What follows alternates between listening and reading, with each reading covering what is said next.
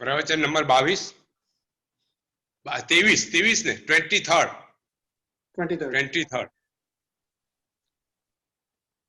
મંગળ ગાનથી શરૂઆત કરશું. મંગલમ ભગવાન વીરો મંગલમ ગૌતમ પ્રભુ મંગલમ સ્થૂલિભદ્રાધ્યાય જૈન ધર્મસ્તુ મંગલમ શિવમસ્તુ સર્વજગતઃ પરહિત નિર્તાપવંતુ ભૂતગણા દોષા પ્રયાન્તુ નાસમ સર્વત્ર સુખી ભવતુ લોક. વિશ્વના દરેક જીવનું કલ્યાણ થાવ એવી સુંદર ભાવનાથી આજનું પ્રવચન આપણે ચાલુ કરીએ. એક સુંદર પ્રસંગ છે, ખૂબ સરસ ઘટના છે, ખૂબ અદ્ભુત એક વ્યક્તિત્વ શ્રાવક આ ઘટનામાં આપણે એમનું વર્ણન કર્યું છે. થોડા વર્ષો પહેલાની વાત છે. ઉત્તર ગુજરાતમાં રામપુર ભંકોડા કરીને એક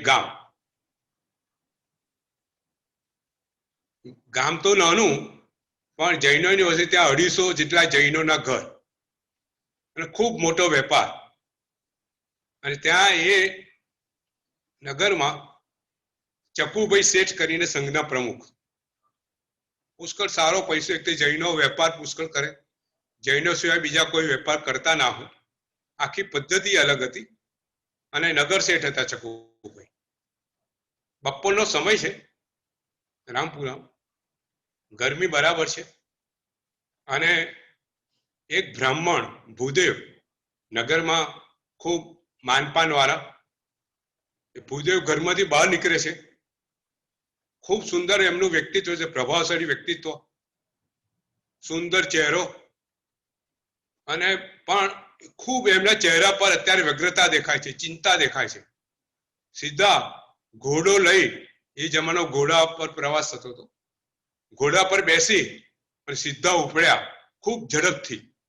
અને ઉપડ્યા ને સીધા ચકુભાઈ શેઠના દરવાને આવીને ઉભા રહ્યા. ચકુભાઈ શેઠનો મોટો બંગલો છે, બહુ વિશાળ મકાન, પહેરેગીર છે. પહેરેગીરે ભૂદેવને જોયા, ઓળખે ભૂદેવને.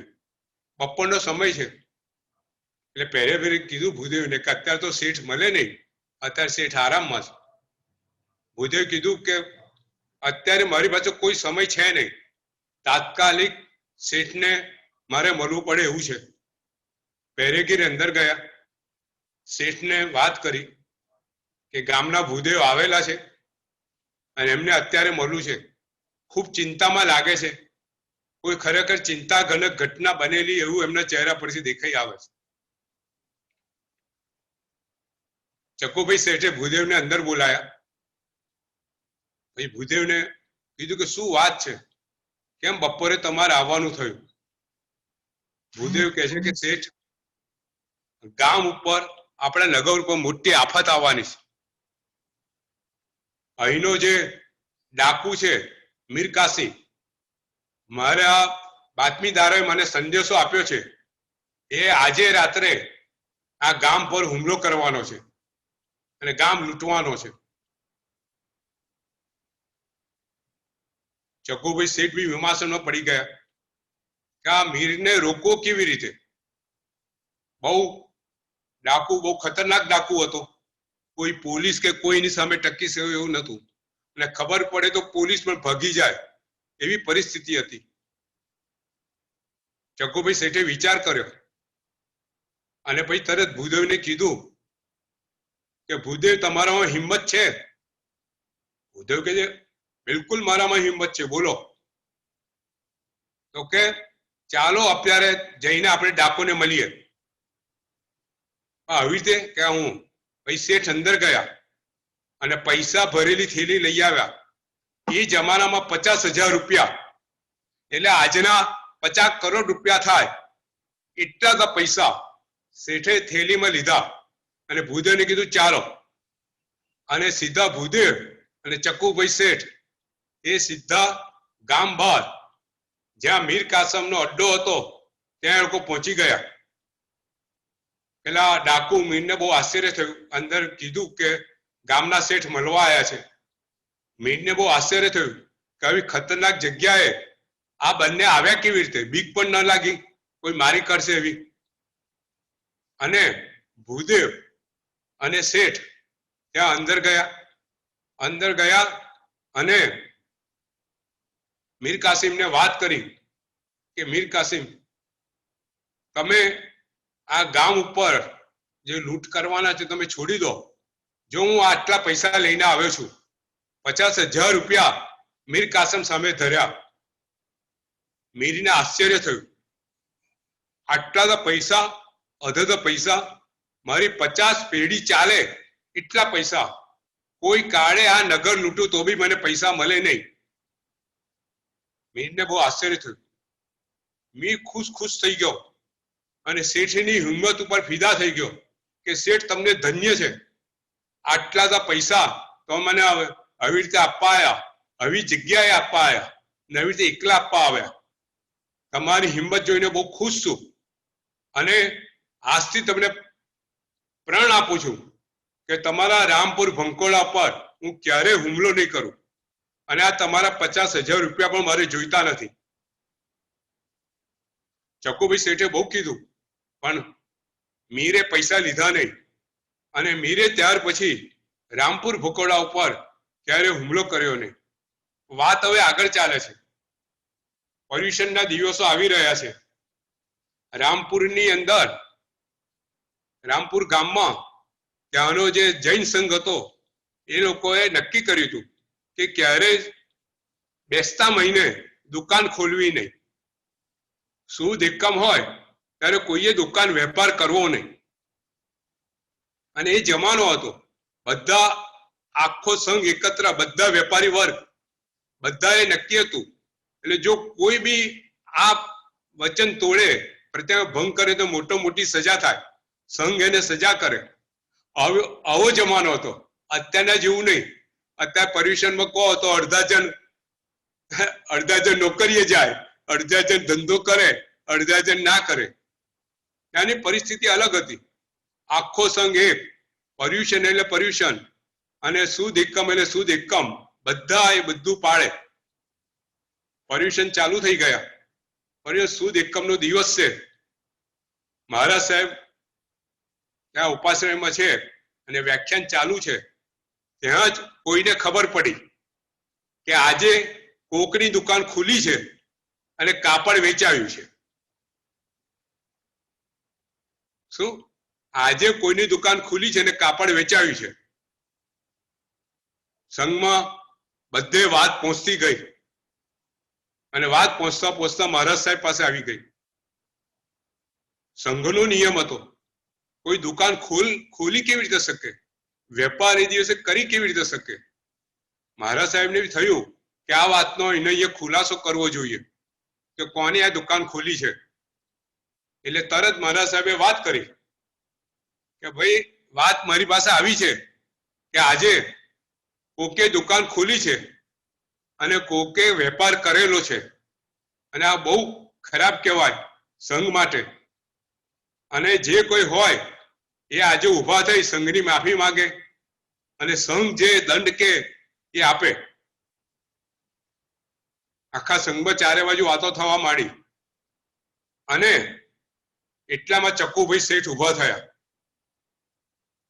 ચક્કુભાઈ શેઠ ઊભા થયા.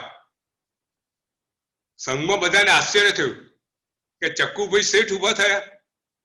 અને ચક્કુભાઈ શેઠનું તો માન કેવું હતું કે જેને આખા ગામને બચાવ્યું હતું, જેને 50,000 રૂપિયા આપવા પોતે એકલા ગયા હતા.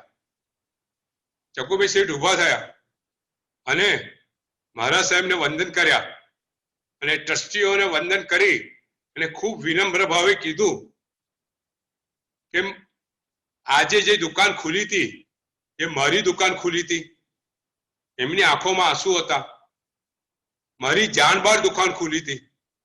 મારા મુનિમે દુકાન ખોલી અને કાપડનો વેપાર કર્યો છે. ખરેખર હું શર્મિંદો છું. ભલે મુનિમે ખોલી હોય, દુકાન મારી હતી, એ ભૂલ મારી કહેવાય. અને મને સંઘ જે કઈ દંડ કહેશે એ હું આપવા તૈયાર છું. જુઓ કેવું વ્યક્તિત્વ, એક બાજુ કેવા બહાદુર કે જે મીર પાસે એકલા જાય છે અને અહીંયા પોતાની ભૂલને કબૂલ કરી અને વિનમ્ર ભાવે માફી માંગે છે. ખોલીથી મુનિમે પણ દોષ પોતે માથે લીધો. સંઘ ઉભો થઈ ગયો, ટ્રસ્ટીઓ ઉભા થયા. ટ્રસ્ટીઓની આંખમાં આંસુ કે ચક્કુભાઈ શેઠને અમારે શું સજા થાય, આખો સંઘ એમનાથી ચાલે છે. પછી બધાએ વિચારણા કરી અને નક્કી કર્યું. ચક્કુભાઈ શેઠને કીધું કે ચક્કુભાઈ શેઠ, તમે જે રીતે કબૂલાત કરી છે ખરેખર તમારા મુનિમે ખોલી છે, પણ છતાંય તમે જે કબૂલાત કરી છે સંઘ તમને ₹1 દંડ આપે છે. કેટલો? ટોકન ₹1. એટલે ચક્કુભાઈ શેઠ ઉભા થયા. ચક્કુભાઈ શેઠે કીધું કે સંઘનો જે દંડ છે એ તો મને માન્ય છે, પણ આજથી 4 દિવસ પછી સંવત્સરી આવે છે, ત્યારે મારે જે દંડ આપવો છે એની જાહેરાત હું કરીશ. આ બધી વ્યક્તિઓ મહાન હોય છે. પોતાની ભૂલનો અહેસાસ એમને ક્યાં સુધી હોય છે એ વાત છે. અહીંયા એક તો મુનિમે ખોલી છે દુકાન, અને એવું કઈ મોટું કઈ પાપનું કારણ નથી. આ તો આ સંઘની આખી આ પદ્ધતિ છે, કઈ જૈન શાસનની પદ્ધતિ નથી. આ પુરુષોનું પોતે કેવી રીતે આખી વસ્તુ માને છે, કેવી રીતે લે છે એ વાત છે. 4 દિવસ થયા, સંવત્સરીનો દિવસ આવ્યો. લોકોને ખબર છે આજે ચક્કુભાઈ શેઠ કોઈ વિશિષ્ટ જાહેરાત કરશે. આખો સંઘ ભેગો થયેલો છે. આમે સંવત્સરીનો દિવસ છે, ભાષા સૂત્રનું વાંચનનો દિવસ છે. ત્યારે ચક્કુભાઈ શેઠ ઉભા થાય છે અને સંઘમાં જાહેરાત કરે છે કે જે મારી ભૂલ હતી, ભૂલ બહુ મોટી હતી. સંઘનો પ્રમુખ જો આવું કરે તો સંઘના બીજા લોકો આવું કેમ ના કરે, અને ખૂબ ખોટી પ્રાણેલિકા પડે. એટલે મેં મારી ભૂલને નજર સામે રાખી અને જ્યારે હું મીર કાસિમને પૈસા આપવા ગયો તો ₹50,000, એ ₹50,000 મારી પાસે પડ્યા હતા, અને આજે મને એનો સદવય કરવાનો એક ખૂબ મોટો પ્રસંગ મારી સામે આવેલો છે. અને આ ₹50,000 હવે જો એ જમાનો કેટલા 200-300 વર્ષ પહેલાની વાત છે. ₹50,000 કે ગામની બહાર ઠાકોરની 700 વીઘા જમીન. કેટલી? 700 વીઘા એટલે 700 ગુણ્યા તમે 30,000 સ્ક્વેર ફૂટ મૂકો આશરે. એટલી જમીન, એટલા લાખ સ્ક્વેર ફીટ જમીન મેં ખરીદેલી છે, અને આખી જમીન હું આજે સંઘને અર્પણ કરું છું.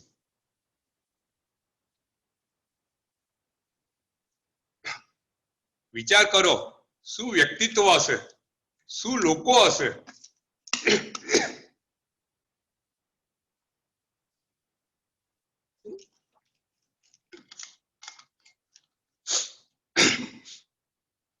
અને સંઘ આ 700 વીઘા જમીન ઉપર પાંજરાપોળ બનાવે,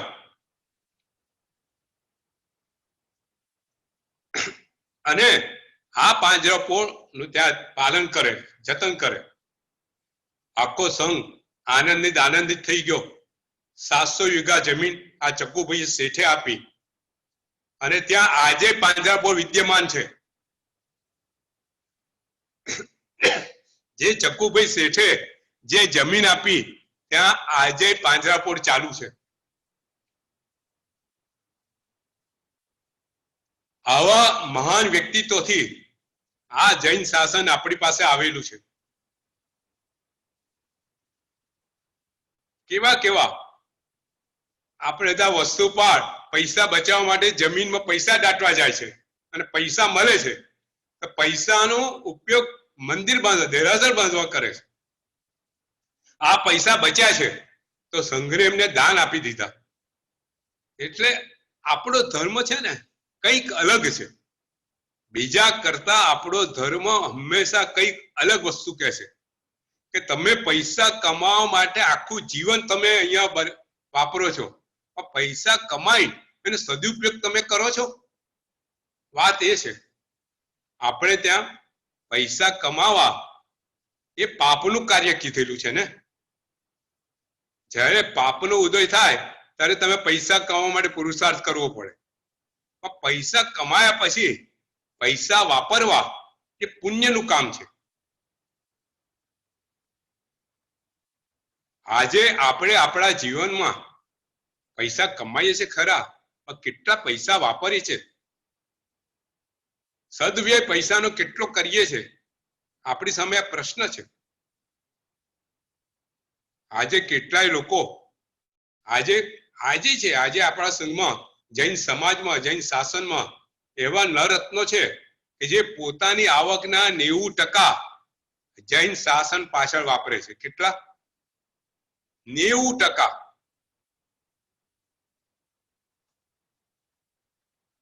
કલ્પેશભાઈ શાહ અમદાવાદના પોતાની આવકના 90% જૈન શાસન પાછળ.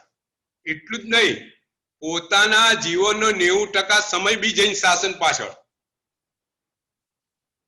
તો વેપાર ધંધો કેમનો કરતા હશે? કોઈ વાર વિચાર તો આવે ને.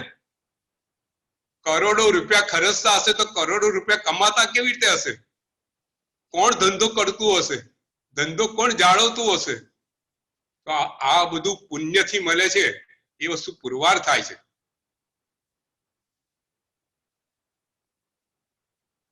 એ અબજો રૂપિયા કમાય છે તો પૈસા કમાવા માટે મહેનત કરવી પડતી હશે ને, સમયનો ભોગ આપવો પડતો હશે ને, આખું તંત્ર ગોઠવવું પડતું હશે ને. કોઈનો મોટો વેપાર હોય કે ભાઈ વર્ષે 500 કરોડ કમાતો હોય, વર્ષે 400 કરોડ કમાતો હોય કે 100 કરોડ કમાતો હોય, તો કેટલો મોટો વેપાર એને ગોઠવ્યો હોય, એને ત્યાં માણસો હોય, એનું બધું સાચવવું પડતું હોય, ધંધો કરવો પડતો હોય, નિર્ણયો લેવા પડતા હોય, મોટા મોટા ધંધાના રિસ્ક લેવું પડતું હોય, બધું કરતા હશે ને. એ છતાંય સમાજ જૈન શાસનમાં 90% સમય આપે છે પોતાના જીવન. હમણાં જ એમને આખા ભારતના જેટલા પાઠશાળાના શિક્ષકો છે, આખા ભારતના બધા, એમને 25,000 રૂપિયા આપ્યા છે એક એક જણને.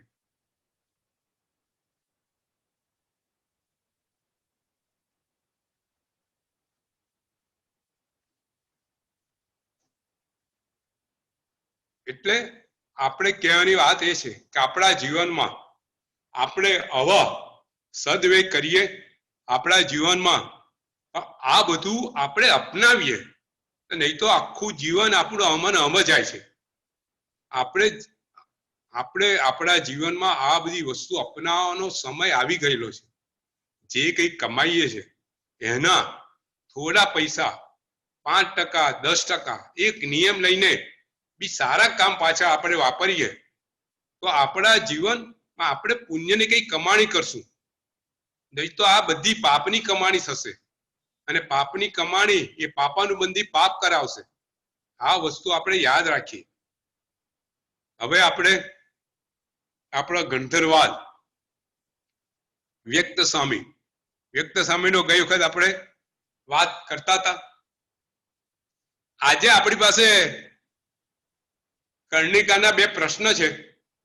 એ આપણે પ્રવચન પત્યા પછી એ પ્રશ્ન લઈશું. ખૂબ સુંદર પ્રશ્નો છે. પ્રવચન પત્યા પછી એ પ્રશ્નો લઈશું આપણે. આજે વ્યક્ત સ્વામીનું, વ્યક્ત પંડિતના જે તર્કો છે, માઇન્ડ બોગલિંગ છે.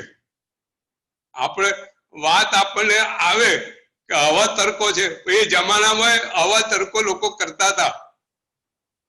સામાન્ય વાત પરથી એવો તર્ક કરે કે આપણું મન મૂંઝાઈ જાય.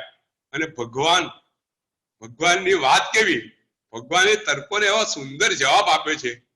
એ જ તર્ક પકડીને એને જવાબ આપે છે. ખૂબ તમે ગંધર્વવાદની આ બધી વિશિષ્ટતા છે. ભગવાને ક્યાંય એવું નથી કીધું કે તમે તમારો તર્ક, તમે આવો કેમ બેહુદો તર્ક આપો છો, એવી ક્યારે વાત નથી કરી. એ તર્કને પકડીને જ એને સમજાવે છે કે તર્કની અંદર તું જે આમ વિચારે છે ખોટું છે, તું આમ વિચાર, તું હવે એનો જવાબ આપ. ખૂબ ખૂબ સુંદર છે. પાછું બીજી વસ્તુ એ છે કે દરેક તર્ક પાછળ એક મોટો વાદ છે, એક આખો દર્શન શાસ્ત્ર છે, અને એ દર્શન શાસ્ત્રનો ભગવાન મહાવીર પોતે જવાબ આપે છે દર્શન શાસ્ત્ર પ્રમાણે. એટલે કે આખું નવું શાસ્ત્ર આપણી સામે ખુલે છે. એટલે જેમ તમે ડીપમાં જાઓ ને તેમ એની મજા કઈ અલગ આવતી જાય છે, એના રહસ્ય ખુલતા જાય છે. વ્યક્ત સ્વામી વિચાર કરે છે, ભગવાન કહે છે હે વ્યક્ત, તે એવો વિચાર કર્યો વેદ વાક્યો સાંભળીને કે આ જગત આખું સ્વપ્નમય છે, આખું જગત બ્રહ્મમય છે. જે માણસ પોતે એની જ્ઞાનની આંખો ખુલે ત્યારે આ બ્રહ્મ દેખાય છે અને જગત એને શૂન્ય માને છે, આ પદાર્થો. અને આ વાત વ્યક્તને બરાબર અંદર ઘૂસાઈ ગઈ કે આ જગત તો શૂન્ય છે. અને પછી એને પોતાના વિદ્વાન માણસ છે પોતે એના તર્કો ઉભા કર્યા કે આ શૂન્ય છે તો કેવી રીતે શૂન્ય છે, અને તર્કના કિલ્લા ઉભા કરી અને પોતાની માન્યતાને બળ આપ્યું. ભગવાન સામે ઉભા છે, ભગવાનનું અદ્ભુત સંવત્સરણ જુએ છે, પોતે મનની અંદર વિચાર કરે છે કે ભગવાને આ જે મારા મનમાં સંશય છે એ કે એનું સમાધાન કરી આપે તો મારા જીવનનું કામ થઈ જાય. અને આપણે ગઈ વખત એના 5 સંશયો લીધેલા, આપણે સેજ જરા થોડું પુનરાવર્તન કરીને આપણે આગળ વધીએ. સૌથી પહેલો ભગવાને કીધું કે તારા મનમાં સંશય છે કે જગત આખું સપનામય છે, શૂન્યમય છે. તો આ સંશય જે છે તે શૂન્ય માને છે આખું જગતને. તો આ સંશય તે છે કે નહીં એ તું પહેલા કબૂલાત કર. જે ત્યાંથી જ પકડે છે. જો તું એવું કે આ મને સંશય છે તો જગત આખું શૂન્ય નથી, અને તું કે સંશય નથી આ મને, આ બધા પદાર્થો વાસ્તવિક રીતે છે. એટલે તર્કથી તર્કને પકડે છે. એ વ્યક્ત પાસે એનો જવાબ નથી, શું કબૂલ કરે? એટલે ભગવાન કહે છે કે જ્યાં જ્યાં સંશય હોય ત્યાં ત્યાં વસ્તુ હોય. દાખલા તરીકે સામેથી કોઈ વ્યક્તિ આવી રહી છે, આપણે કહીએ કે આ મહેશ આવતો લાગે છે, બરાબર? આપણે નજીક આવે આ તો મહેશ તો નથી, આ તો રમેશ છે. તો એનો અર્થ શું થયો કે ક્યાંક મહેશ તો છે. મહેશ છે એટલે મહેશ જેવો આપણને સંદેશો થયો, બરાબર ને? મહેશ જગતમાં ના હોત તો મહેશ જેવું આપણને થાત. એટલે કે જ્યાં જ્યાં સંશય છે ત્યાં ત્યાં એ વસ્તુ હોય છે. ભલે એ જગ્યાએ ના હોય પણ બીજી જગ્યાએ પણ એ વસ્તુ હોય ને હોય. તો આપણા પગ નીચે દોરડું આવી ગયું, અંધારું છે, આપણને થાય કે શું સાપ છે કે હું? બેટરી મારીને જોઈએ, આ સાપ નથી, દોરડું હતું. તો સાપ હતો એવું આપણને જે હતું, સાપ આપણે જોયો હતો એટલે સાપનું એક્ઝિસ્ટન્સ હતું તો આપણે શંકા ગઈ. એટલે ભગવાન કહે છે કે હે વ્યક્ત, તને આ સંશય છે એનો અર્થ જ એ છે એ વસ્તુ વાસ્તવિક રીતે જગતમાં છે. ભગવાન એને આગળ કહે છે કે તું એવું કહે છે કે આ બધું વસ્તુ સપનામય છે. આ વખતે ગઈ વખતે વાત કરેલી, આ જો સપના હોય, સપના કઈ વસ્તુ ના આવે? આપણે જે વસ્તુ જોયેલી હોય એના સપના આવે, જે વસ્તુ ના જોઈ લે એના સપના તો આવે નહીં, બરાબર છે? ગઈ વખતે આખી વાત કરેલી કે સપના આપણને કઈ કઈ રીતે આવે છે. આપણે ત્યાં છે ને આખું સપન શાસ્ત્ર છે. તીર્થંકરની માતાને 14 સપના આવે છે, બરાબર ને? એટલે સપના જે આવે છે એ ઘણી વસ્તુ, કોઈ જોયેલું હોય તો સપના આવે, આખો દિવસ આપણે ચિંતન કર્યું હોય એના સપના આવે, એવી કોઈ વિચિત્ર ઘટના બની ગઈ હોય તો રાત્રે એના સપના આવે. તો કોઈ સારા પ્રસંગને બતાવવા માટે સપના આવે, કોઈ ખરાબ પ્રસંગને બતાવવા માટે એના સંકેત રૂપે સપના આવે. આપણે ત્યાં ભગવાન મહાવીરના જ્યારે ઉત્તરાયધન સૂત્ર ભગવાન મહાવીરની છેલ્લી દેશના ચાલે છે ભગવાનના નિર્માણ વખતે, ત્યારે રાજાને સપના આવે છે, એને સપનાનું કથન ભગવાન જાતે કરે છે. એટલે આપણે ત્યાં સપનો કેમ આવે છે એના કારણો છે. એટલે ભગવાન એને કહે છે વ્યક્તને, જે સપના આવે છે એ કોઈ વસ્તુના, તે જોયેલી વસ્તુના સપના આવે છે, એટલે વસ્તુ અસ્તિત્વ ધરાવે છે. તો ધારો કે તું સપના છે એ તું માનતો નથી કે સપના બી શૂન્ય છે. હવે એને તર્કથી સમજાવે છે કે તું એવું કે આ સપના શૂન્ય છે. જો સપના શૂન્ય હોય તો જે વાસ્તવિક વસ્તુ અને સપનામાં જોયેલી વસ્તુ વચ્ચે ફરક શું રહે? જો વાસ્તવિકતા બી શૂન્ય છે, જે વાસ્તવિકતા છે એ પણ નથી અને સપના પણ નથી, તો સપનામાં જે ઘોડો જોયેલો હોય ને વાસ્તવિકમાં ઘોડો જોયેલો હોય, બે વચ્ચે ફરક ખરો? બંને શૂન્ય છે તો શું ફરક?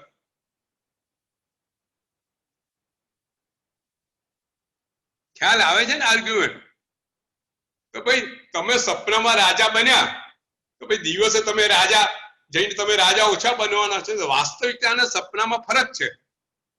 સપનામાં જોયેલું વાસ્તવિક હોઈ શકતું નથી. તો આ બંને વચ્ચેનો ફરક જતો રહેશે જો બંનેને શૂન્ય માનીશ તો. એટલે વાસ્તવિક એ વાસ્તવિક છે, સપના એ સપના છે. સપના ક્યારે વાસ્તવિક હોઈ શકતું નથી. બંને એક્ઝિસ્ટ છે. સપના પણ એક્ઝિસ્ટ છે અને વાસ્તવિકતા પણ એક્ઝિસ્ટ છે. સપના સપના રીતે એક્ઝિસ્ટ છે. અમે આ સપનું જોયું એ સપના રીતે એક્ઝિસ્ટ છે. વાસ્તવિકતા જોયું વાસ્તવિક રીતે એક્ઝિસ્ટ છે. કઈ વ્યક્તિને આગળ કહે છે, વ્યક્તિ પાસે તો પુષ્કળ પ્રશ્નો છે, પુષ્કળ એની મનોજ્ઞાન. તું એવું માને છે કે આ બધું બ્રહ્મ છે, તો કહે છે કે જે વસ્તુ બ્રહ્મ હોય ને એ વસ્તુ કોઈ નિયમ પ્રમાણે ના હોય. બરાબર છે? જે વસ્તુ બ્રહ્મ હોય બધું કોઈ નિયમસર બ્રહ્મ હોય નહીં. ત્યારે આખું જગત જે તું જોઈ રહ્યો છું આખું નિયમિત ચાલે છે. એક આખા નિયમબદ્ધ આખું વિશ્વ ચાલી રહ્યું છે. કાયમ સવારે સૂરજ ઉગે છે, સાંજે સૂર્ય આથમે છે, તો એને બ્રહ્મ કેવી રીતે મનાય? બરાબર કે નહીં સંકેત? જો આખું વિશ્વ નિયમિત ચાલી રહ્યું, નિયમ મુજબ ચાલી રહ્યું હોય એ વસ્તુને બ્રહ્મ કેવી રીતે મનાય? સાચી વાત છે અંકલ. એટલે અંકલ આ છે ને આખું આમનો સવાલ એવું લાગે છે કે છે ને બહુ ટાઈમ પહેલા મેં મેટ્રિક્સ મૂવી જોયું હતું કોલેજમાં હતા ત્યારે. ઇટ્સ લાઈક કે એ આખું કોઈ કમ્પ્યુટર જ આખું બધા માણસોને ચલાવે છે એવું લાગે છે કે એમનો સવાલ એ ટાઈપનો છે. ચૈતલે જોયું હશે તો એને ખ્યાલ હશે, પણ એટલે એ ટાઈપનો સવાલ લાગે છે એમને. એવું લાગે છે કે શું રિયલ છે જ નહીં, બધા સપના મેટર કશું નથિંગ ઇઝ રિયલ. આખું છે ને આપણને એવું લાગે છે. હું તને બીજી વાત કરું, બહુ સુંદર વાત છે આ. વાતમાં એક સુંદર વાત આવી. આપણે છે ને જો આત્મા છે એવું માનીએ છીએ ને, આત્મા છે એવું વાસ્તવિક છે, બરાબર છે, આપણે રિયલમાં માનીએ છીએ. આપણે શૂન્ય, આપણા જીવનમાં આત્મા છે ખરો, પણ રિયાલિટી જો વાસ્તવિકતા શું છે? શૂન્ય છે. ક્યાંય આપણા જીવનમાં આત્માની પ્રાયોરિટી છે? આત્માના દોષો, આત્માના ગુણો આપણે ક્યાંય આપ્યું છે? આત્મા આપણે જીવનમાં એવો શૂન્ય કરીને મૂકી દીધો છે કે આપણને ખબર જ નથી પડતી. બરાબર છે? વ્યવહારમાં નથી અંકલ, બરોબર છે. વ્યવહારમાં નથી, ક્યાંય નથી. આ વ્યવહાર શૂન્યતાની વાત છે ને. બીજી વાત કહું, જો આપણને છે ને આપણે જન્મ્યા એટલે દરેકનું મૃત્યુ નક્કી છે, બરાબર? આપણા બધાનું મરણ નક્કી છે, નક્કી છે, નક્કી છે. આપણે વ્યવહારમાં કેટલું માન્યું? આપણને એનો વિચાર સરખો આવતો નથી. આવે છે? ખાલી લાઈફ ઇન્સ્યોરન્સ આપણું મૃત્યુ થશે એવો વિચાર સરખો બી આવતો નથી, તો શૂન્યતા ખરી કે નહીં? બરોબર છે. બરોબર છે. એટલે આ છે ને વ્યક્ત ખોટા નથી, તમને કહું, એ આપણો વ્યવહાર માર્ગ આપણને બતાવે છે, ભગવાન સમજાવે છે. એને વ્યવહારનો નિશ્ચય માર્ગ માન્યો છે. ભગવાન સમજાવે છે કે વ્યવહાર માર્ગ ઉભો છે, નિશ્ચય માર્ગ બી ઉભો છે. આખો આ છે ને વ્યવહાર ને નિશ્ચય માર્ગની આખી ચર્ચા છે. બેઝિકલી આખી વ્યવહાર ને નિશ્ચય માર્ગની આ ચર્ચા છે. આગળ આવશે આ વાત. પણ એટલે કહેવાનું તત્પર એવું કે તમે એને નિશ્ચયથી માનો. તમે નિશ્ચય રૂપ આ જગત આખું મિથ્યા છે, પણ વ્યવહારમાં ન લાવો. વ્યવહારમાં તમે એ રીતનું લાવો કે આ વાસ્તવિક છે ને તમારે એને છોડવાનું છે. એ તો ભગવાન એને સમજાવે છે. જયારે આગળની વાત આવી ગઈ, પણ આગળ આપણે જઈએ, બરાબર છે. તો પછી એને આગળ કહે છે, વ્યક્ત કહે છે કે જો દરેક પદાર્થનું અસ્તિત્વમાં જાણવું હોય, કહીએ કે ભાઈ આ ઘડો એ અસ્તિત્વ ધરાવે છે.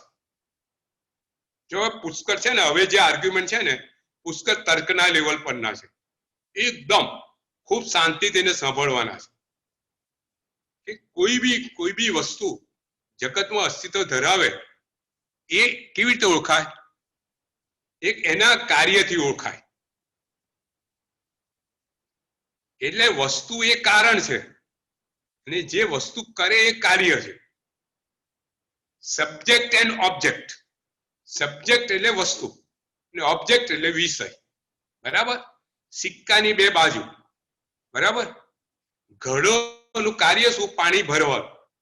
તો ઘડો શેનાથી ઓળખાય? કે ઘડો પાણી ભરે છે, ઘડાનું અસ્તિત્વ પાણી ભરે છે એનાથી ઓળખાય, બરાબર? હવે એનો આર્ગ્યુમેન્ટ સાંભળો. વ્યક્તિનો આર્ગ્યુમેન્ટ તર્ક અહીંયા છે. એ શું કહે છે કે જગતમાં કોઈ બી વસ્તુ કાર્ય કે કારણ ઓળખાતી નથી. એટલે કાર્ય કારણનું ઓળખવાનું કાર્ય બને છે અને કાર્યથી કાર્ય ઓળખાય, કારણથી કાર્ય ઓળખાય અને કાર્યથી કારણ ઓળખાય. સમજો, કાર્યથી કારણ ઓળખાય એટલે ઘડાથી પાણીનું કાર્ય ઓળખાય અને પાણીના કાર્યથી ઘડો ઓળખાય. એટલે વસ્તુનું પોતાનું સ્વતંત્ર અસ્તિત્વ છે જ નહીં.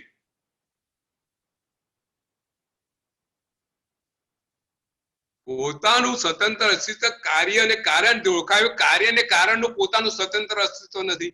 કાર્ય કારણથી ઓળખાય, કારણ કાર્યથી ઓળખાય. તો વસ્તુનું અસ્તિત્વ ક્યાં રહ્યું? એટલે કે જગતની અંદર કોઈ પદાર્થ અસ્તિત્વ ધરાવતું નથી.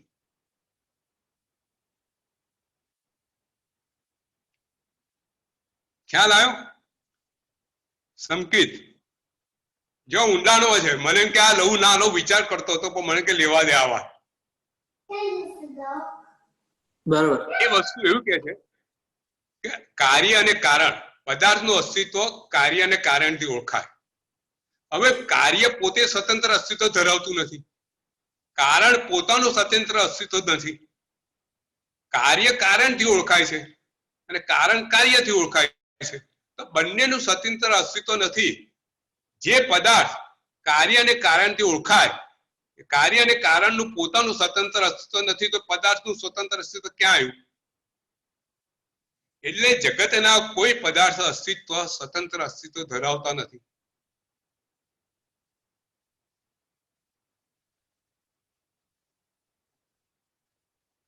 ભગવાન એનો જવાબ આપે છે. સાંભળો જવાબ. ભગવાન કહે છે, વ્યક્ત તું પહેલા એવું કહે છે કે આ ઘડો છે.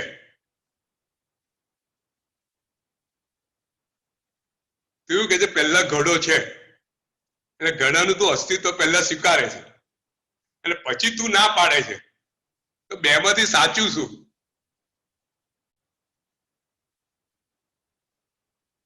એવું કહે છે કે આ ઘડો છે અને ઘડો કેવી રીતે ઓળખાય? પાણી ભરવાથી ઘડો ઓળખાય. એટલે તું ઘડાનું અસ્તિત્વ સ્વીકારે છે, બરાબર ને?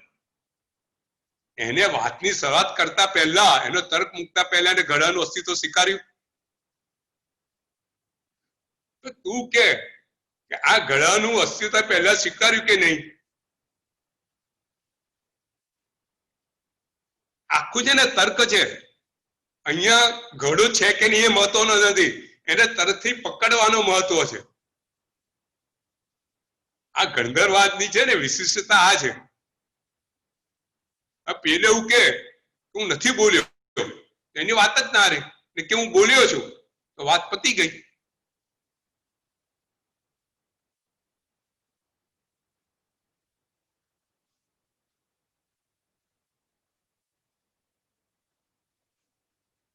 બરાબર છે? એટલે વ્યક્ત કે છે એટલે ઘડાનું અસ્તિત્વને સ્વીકાર્યું છે. ભગવાન એને પછી કે છે. બીજો એક દાખલો આપું. વ્યક્ત બીજો દાખલો મૂકે છે કે જો મેં ગઈ વખતે વાત કરેલી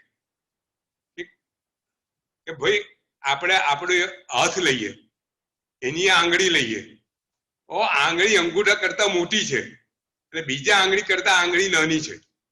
એટલે આંગળીનો પોતાનો નાનો કે મોટાપણાનો કોઈ ગુણ સ્થાયી નથી. તો આંગળીનો નાના કે મોટાપણાનો ગુણ સ્થાયી નથી, તો જે વસ્તુનો ગુણ છે જ નહીં તે વસ્તુ કેવી રીતે એક્ઝિસ્ટ ધરાવે? એનો આર્ગ્યુમેન્ટ એ છે કે આંગળી ભાઈ નાની નથી કે મોટી નથી તો આંગળી જ નથી. હવે ભગવાન કે છે, એનો ભગવાન ઉત્તર આ છે કે ભાઈ તું પહેલા આંગળી સ્વીકારે છે, પછી તું કહે છે નાની નથી કે મોટી નથી ને આંગળી નથી. એને ભગવાન કે છે. હવે જુઓ, હવે ટેકનિકલ વાત આવે છે. એને પહેલા તર્કથી એને સમજાવી દીધું કે ભાઈ તારો તર્ક તો ખોટો જ છે, પણ ટેકનિકલ શું છે? એને સપનાની વાત ટેકનિકલી એને પહેલા એને સમજાવી દીધી, ભાઈ સપના તું વાત કરે તર્કથી ખોટું છે. હવે સપના શું છે સમજાવે છે, પછી બ્રહ્મ શું છે સમજાવે છે. એવી રીતે અહીંયા વસ્તુનો ધર્મ શું છે સમજાવે છે. હવે છે ને આખું અહીંયા છે ને પદાર્થ વિજ્ઞાન છે. આ વ્યવહાર જે આખો તર્ક ચાલે છે ને પદાર્થ વિજ્ઞાન પર ચાલે છે.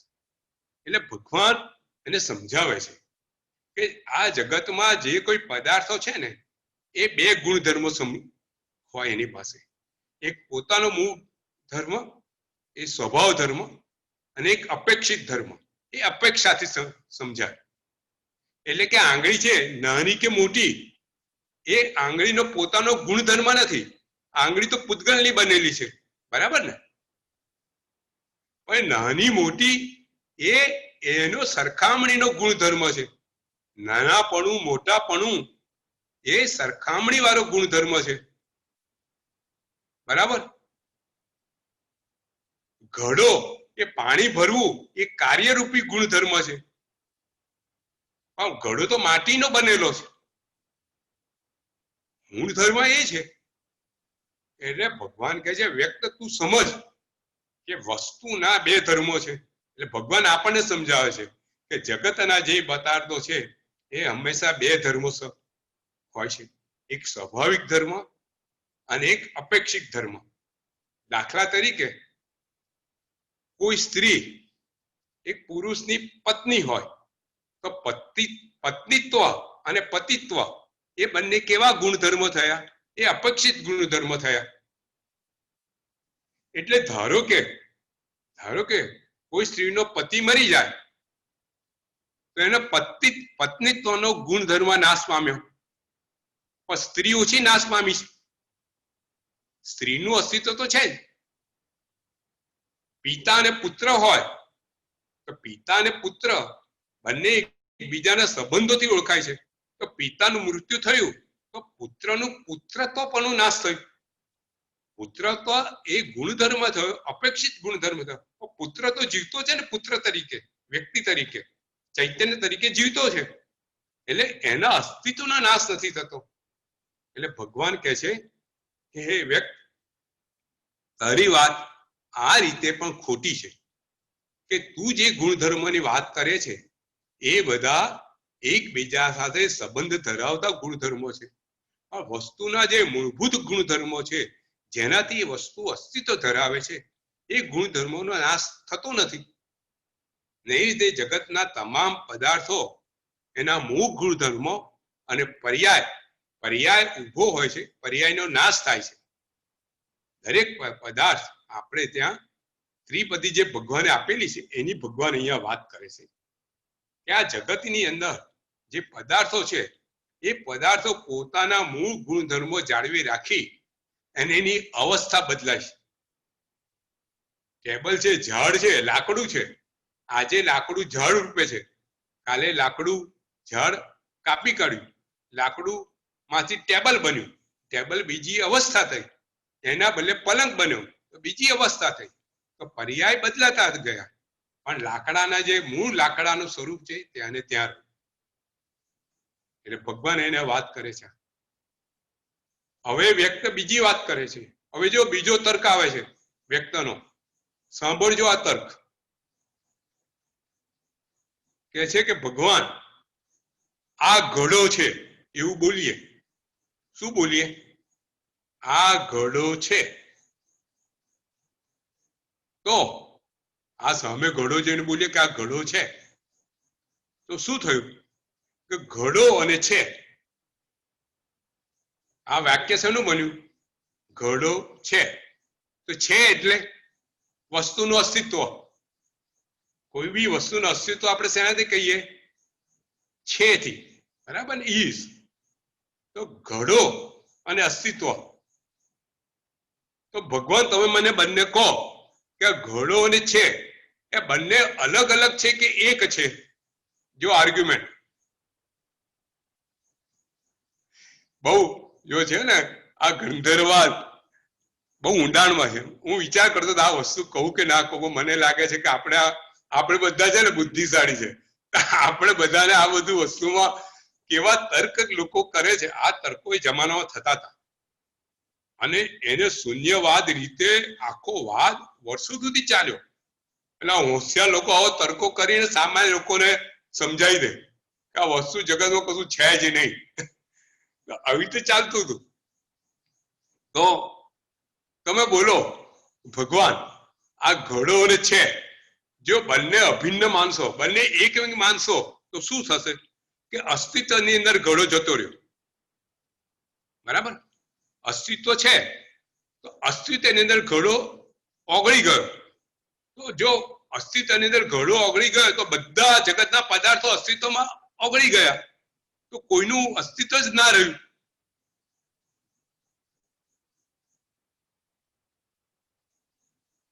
અસ્તિત્વમાં ઘડો ઓગળી ગયો, ઘડો અભિન્ન થઈ ગયો, તો કોઈ બી પદાર્થ હતો, કોઈ બી પદાર્થનું અસ્તિત્વ રહ્યું જ નહીં. બધા પદાર્થો અસ્તિત્વમાં ઓગળી ગયા તો કશું છે જ નહીં.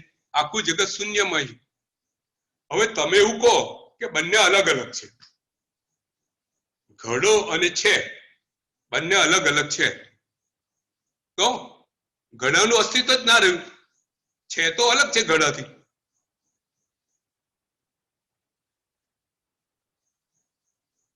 ચૈતર ઘડો અને છે બંને અલગ અલગ છે, તો હવે અસ્તિત્વ જ ઘડાનું ક્યાં રહ્યું? તો એ ઘડાનું અસ્તિત્વ ના રહ્યું.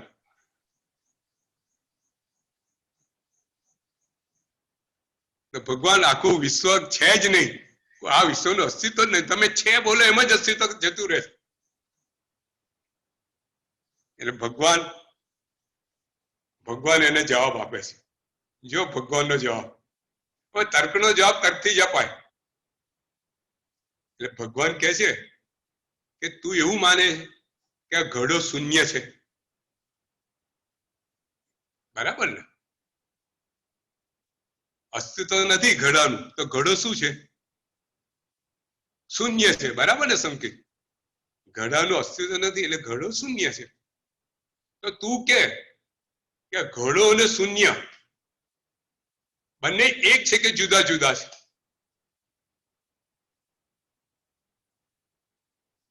બહુ મસ્ત છે. Class, it is the class. હવે તું એવું કે ઘડો વત્તા શૂન્ય, બરાબર ને? ઘડો શૂન્ય છે તો ઘડો વત્તા શૂન્ય થયું ને? બરાબર? તો ઘડામાં શૂન્ય ઉમેરી દે તો શું રહેશે? ઘડો રહે. ઘડો વત્તા શૂન્ય શું હોય? જવાબ શું આવે? તમે 1 વત્તા શૂન્ય, જવાબ શું આવે? 1 માં શૂન્ય ઉમેરે તો જવાબ શું આવે? 1 આવે ને,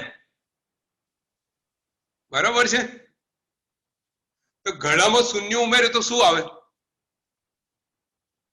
તો ઘડો રહ્યો. તો વ્યક્ત તું ઘડો અભિન્ન શૂન્યથી અભિન્ન છે કે ભિન્ન? તો ઘડો જો શૂન્યથી અભિન્ન હોય તો શું રહ્યું? શૂન્ય ઘડામાં સમાઈ ગયું તો ઘડો રહ્યો.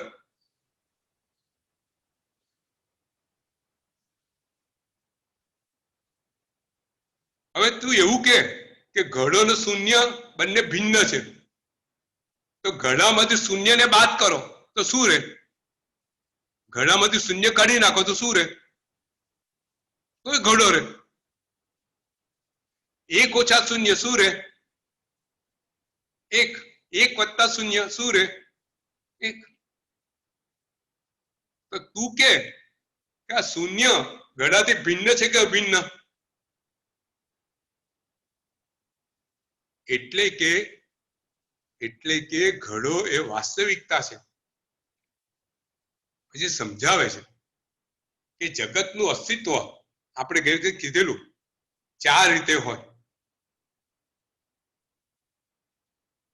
સ્વતઃ હોય, પોતાની રીતે અસ્તિત્વ હોય, પોતે જાતે ઉત્પન્ન. હા, જો એમાં હજુ એક વાત આવે છે, તમને કહું. અહીંયા આખું બૌદ્ધ દર્શન આવે છે. હવે એ જરા અઘરું છે, પણ મને લાગે છે એ વાત કરી દઉં, એનાથી અઘરું છે આર્ગ્યુમેન્ટ. બૌદ્ધ દર્શન એવું કે છે કે આ ઉત્પન્ન થયેલી વસ્તુ ઉત્પન્ન થઈ એવો જવાબ આપો. તમે કહો આ વસ્તુ ઉત્પન્ન થયેલી છે, તો ઉત્પન્ન થયેલી વસ્તુ ઉત્પન્ન થાય છે?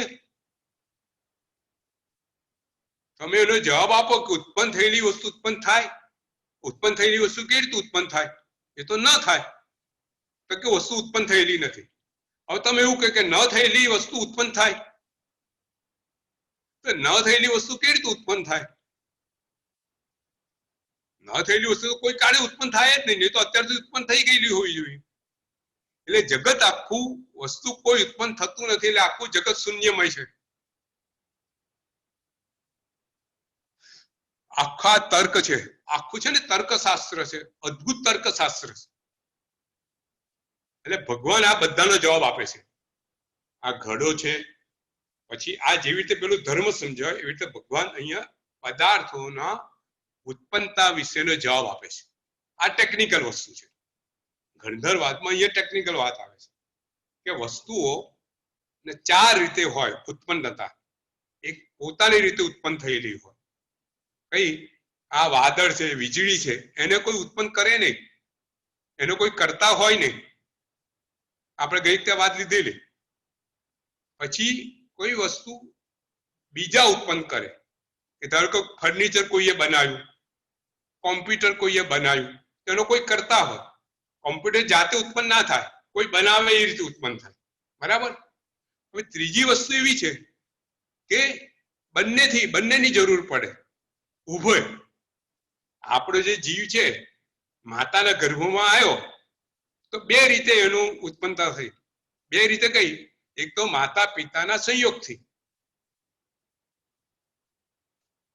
એટલે માતા પિતા કરતા થયા. બરાબર ને? જીવ જે ગર્ભમાં આવ્યો માતા પિતાના કરતા થયા, પણ જીવનું જે શરીર બન્યું એ પોતાના કર્મથી.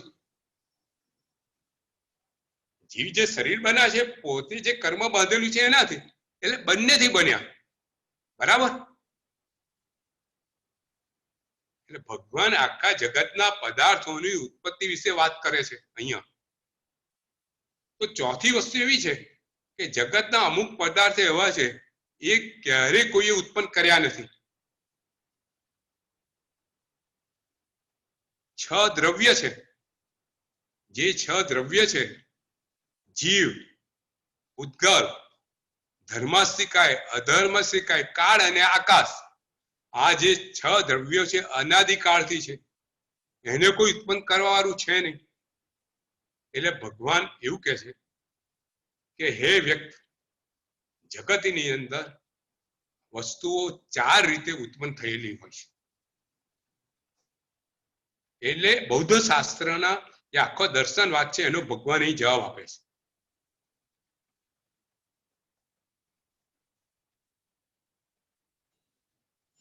ભગવાન તરફથી એ રીતે જવાબ આપે છે કે પહેલા તમે એવું કહો છો કે આ વસ્તુ ઉત્પન્ન થયેલી છે, બરાબર ને? ઉત્પન્ન થયેલી વસ્તુ સામે તમે કહો છો કે ઉત્પન્ન થઈ છે કે નહીં એ તમે બોલો.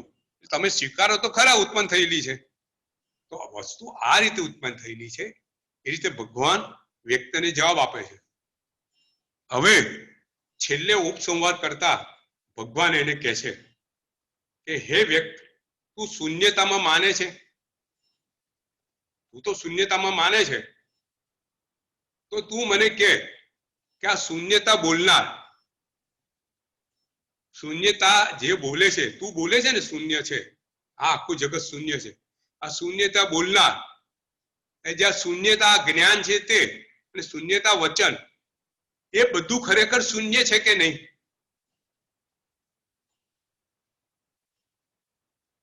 આ છેલ્લી વાત. જો એવું કે આ બધું શૂન્ય છે તો એનો વાદ રહ્યો નહીં, અને કે આ બધું નથી તો વાસ્તવિકતા વાદ ઉભો રહ્યો, બરાબર ને? જો એવું કે આ બધું શૂન્ય છે તો હું બોલનાર છે નહીં, આ વાતે નથી, આ વચને નથી, તો આ જ્ઞાન જ નથી, તો જગતમાં શૂન્યતા વાદ જ નથી.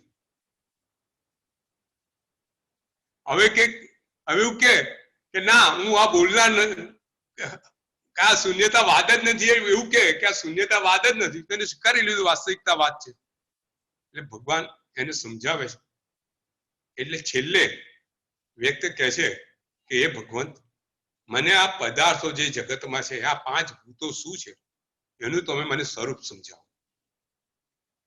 મૂળ વાત આવે છે, જો દરેક છે ને ગંધર્વવાદની પાછળ ભગવાન જે વસ્તુ છે ને એનું મૂળ સ્વરૂપ સમજાવે છે. હવે ભગવાન અહીંયા મૂળ સ્વરૂપ સમજાવે છે કે જગતમાં તું આ કહે છે કે આ પાંચ પદાર્થો છે, બરાબર છે? કયા કયા? પૃથ્વી, જળ, અગ્નિ, વાયુ ને આકાશ. વેદ પ્રમાણે આ પાંચ પદાર્થો, પાંચ ભૂતો છે. તો કે એમાં જે પ્રથમ ત્રણ ભૂતો છે, કયા? પૃથ્વી, જળ અને અગ્નિ, એ પ્રત્યક્ષ રીતે દેખાય છે અને નજર સામે દેખાય છે. પૃથ્વી એટલે પર્વત છે, પથ્થર છે, માટી છે, એ બધું તને દેખાય છે. એટલે આ દેખાય છે એટલે એનું તને અસ્તિત્વ સ્વીકારવું જ પડે. હવે આ વાયુ છે એ તને દેખાતો નથી પણ તને સ્પર્શથી અનુભવાય છે. આ ઠંડુ છે, આ ગરમ છે, કોઈ આ પુષ્કળ પવન આવે, કોઈ મકાન ઉડાડી દે, એટલે વાયુનું અસ્તિત્વ તને ભલે ન દેખાતું હોય પણ તને સમજાય છે. છેલ્લું રહ્યું આકાશ. તો આ બધા પદાર્થો રહેવા માટે ક્યાંક જગ્યા તો જોઈએ ને, બરાબર કે નહીં? આ પૃથ્વી ક્યાં રહે? આકાશ જ ના હોય તો તમારે મકાન બાંધવું છે અને જગ્યા જ ના તો તમે મકાન ક્યાં બાંધો? સંકેત હુસ્ટનમાં તારે 40,000 1 એકર જમીનમાં તારે મોટું મકાન બાંધવું છે, પણ 40,000 એકર જમીન તો જોઈએ કે ના જોઈએ? 80,000 એકર જોઈએ, 40,000 ગાર્ડન, 40,000 માં મકાન, બરાબર કે નહીં? બરાબર અંકલ. હા, યા બરાબર અંકલ. જમીન વગર ના ચાલે, હવામાં થોડી બનાવે. તો તમારે મકાન બાંધવા માટે જગ્યા જોઈએ તો પદાર્થો માટે જગ્યા જોઈએ. આકાશ તો છે જ. ભગવાને સમજાવે છે કે અમુક પદાર્થો પ્રત્યક્ષ છે, દેખાય છે, અમુક પદાર્થો દેખાતા નથી, અમુક પદાર્થો નથી દેખાતા, અનુભવથી સમજાય છે, અને અમુક પદાર્થો જે નથી દેખાતા એમના કાર્યથી સમજાય છે. જો એના બધા પ્રશ્નોના જવાબ અહીં આવે છે કે જે પ્રત્યક્ષ છે, જે દેખાય છે, જે અપ્રત્યક્ષ છે, જે નથી દેખાતું, ધારો કે જીવ નથી દેખાતો, કર્મ નથી દેખાતા, એ નથી દેખાતા બધાનું અસ્તિત્વ એના કાર્યથી છે, બરોબર?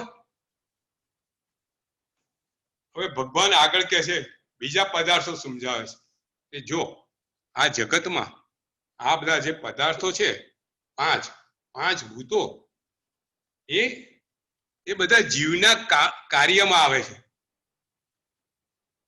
આ ચૈતન્ય તત્વ છે એ જે પૃથ્વી છે, પૃથ્વીમાંથી એનું મકાન થાય. પૃથ્વીમાં ઝાડ વનસ્પતિ ઉગે, વનસ્પતિ તો અન્ન મળે, બરાબર છે. તો પૃથ્વી જે છે, જે પૃથ્વી તું કે છે એ જીવને બધાને જીવના ઉપભોગનું કારણ છે. પૃથ્વીનો જીવ ઉપભોગ કરે છે એનું કાર્ય છે. પછી જળ લો તો પાણી પીધા વગર જીવને ચાલે નહીં. નાહવાનું ધોવાનું બધું એ જળથી થાય છે.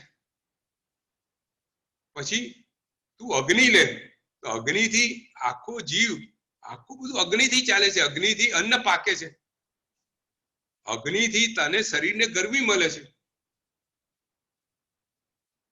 તો અગ્નિ બી આ જીવના કામમાં આવે છે. તો વાયુ તો પ્રાણવાયુ છે, બરાબર ને. જીવને પ્રાણવાયુ વગર જીવ ચાલે નહીં. અને છેલ્લે આકાશ, જીવ આકાશ વગર રહે નહીં. એટલે પાંચે પાંચ ભૂતો એના કાર્યથી પણ અસ્તિત્વ ધરાવે છે. અને સમજાવે છે પાંચ ભૂતોનું કાર્ય શું છે, બરાબર છે.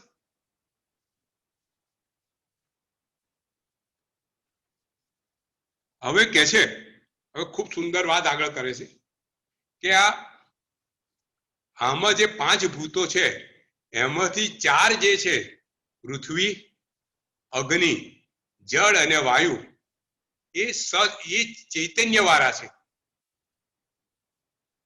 હવે જો કર્ણિકા, તારો જવાબ અહીં આવે છે. તારા પ્રશ્ન તું સમજે, તારા પ્રશ્ન પૂછીશું, એને જવાબ આપીશું. પણ અહીંયા એનો જવાબ કઈક રીતે આવે છે કે આ પાંચે પાંચ, જે પાંચમાંથી જે ચાર છે એ ચૈતન્ય છે. કોણ કોણ? કે પૃથ્વી જાતે જીવ છે, અગ્નિ જાતે જીવ છે, જળ જાતે જીવ છે, વાયુ જાતે જીવ છે, અને આકાશ એ અજીવ છે.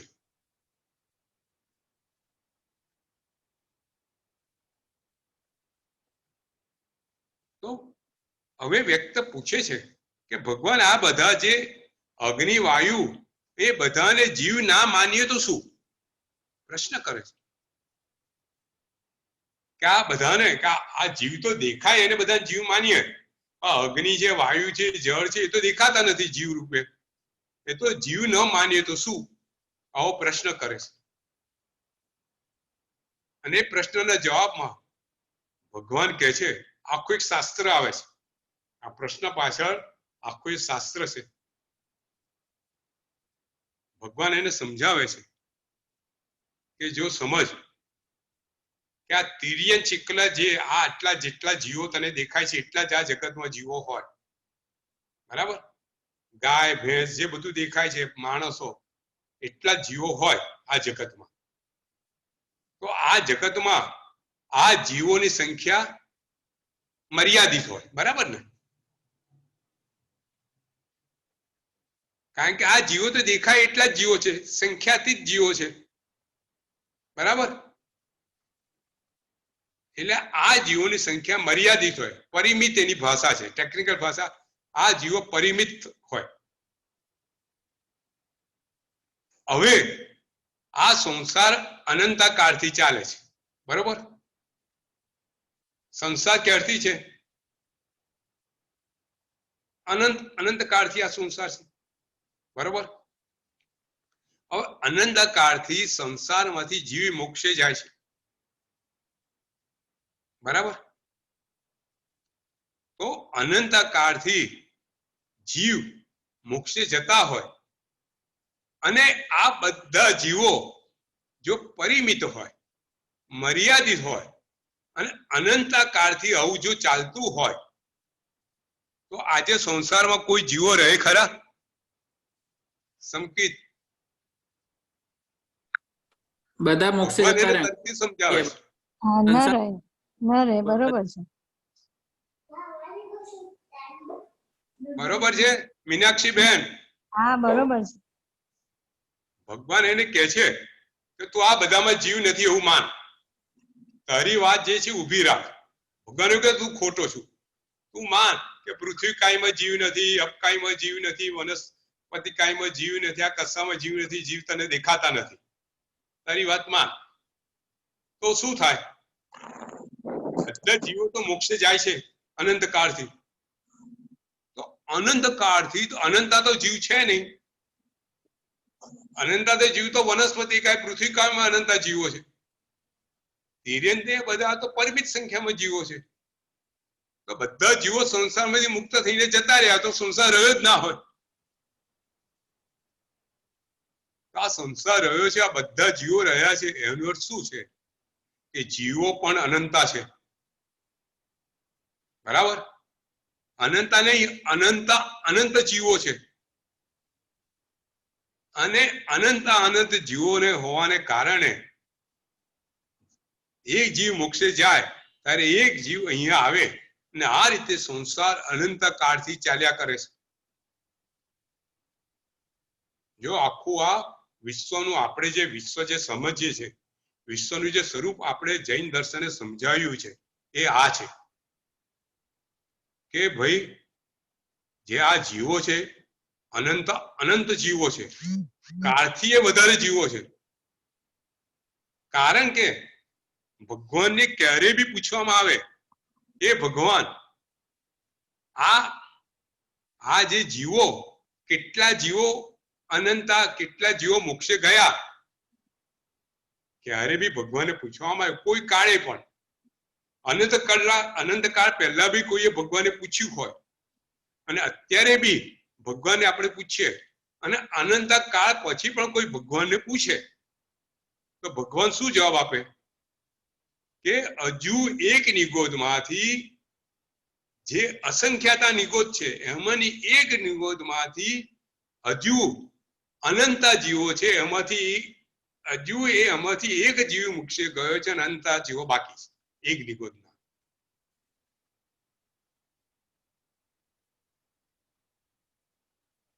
આમાં કોઈ તર્ક નથી.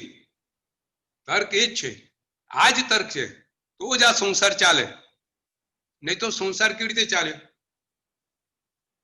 જો કાળ કરતા જીવો ઓછા હોય, અનંત કાળ કરતા જીવો ઓછા હોય તો બધા જીવો મોક્ષે જતા રહ્યા હોય, સંસાર રહ્યો ના હોય. આ બેઝિક વસ્તુ છે.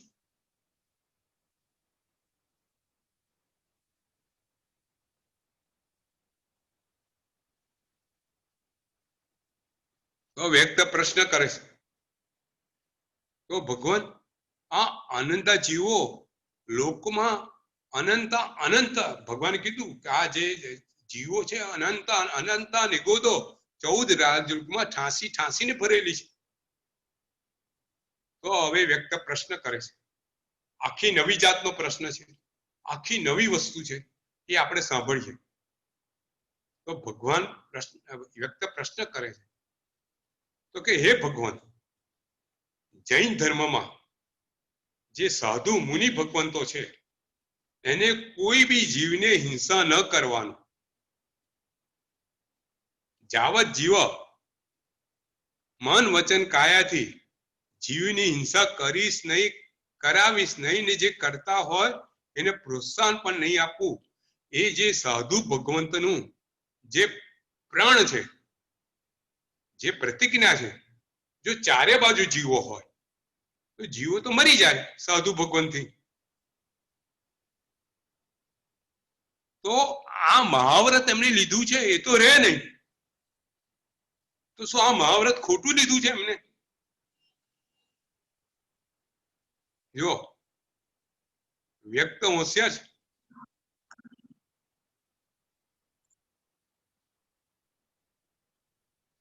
હવે ભગવાન ઉત્તર આપે છે. આ છેલ્લો ઉત્તર છે. આજે વ્યક્ત આપણે સમાપ્ત કરીશું, પછી કર્ણિકાના પ્રશ્ન લઈશું.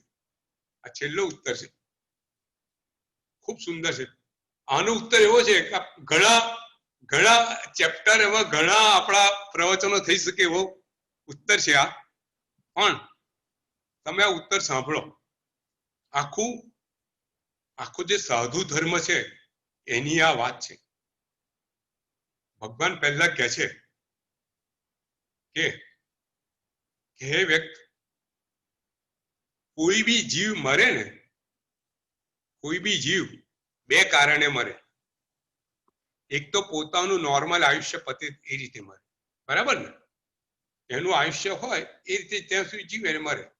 નહીં તો કોઈ એના પર ઘાત કરે તારે જીવ મરે. ધારો કે કીડી હોય, કીડીને આપણે અંગૂઠાથી ઘાત કરીએ, કોઈ મારી કાઢે. આપણે ગાડી ચલાવીએ, કોઈ જીવ નીચે આવી જાય, એના પર ઘાત થયો, બરાબર ને? તો કાં તો નોર્મલી મરે, કાં તો કોઈ એના પર ઘાત કરે તો મરે, બરાબર છે? તો ઘાત કર્યા વગર જીવો મરતા નથી, બરાબર છે? બીજા જીવ ઘાત કર્યા વગર જીવને મારી ના શકે, બરાબર છે? હવે સાધુ નું જીવન એવું છે કે એ જાતે પોતે ઘાત કરતા નથી જીવો. ધારો કે એ ગોચરી લેવા જાય તો ગોચરી તૈયાર થયેલી હોય, તો એમાં એ જીવ બધા અચિત હોય. એ ક્યારેય સચિત વસ્તુનો સાધુ ભગવાન સ્પર્શ બી ના કરે. પાણી પણ અચિત હોય, એ કપડા ધોવે, પાણી વાપરે, પાણી પણ અચિત હોય.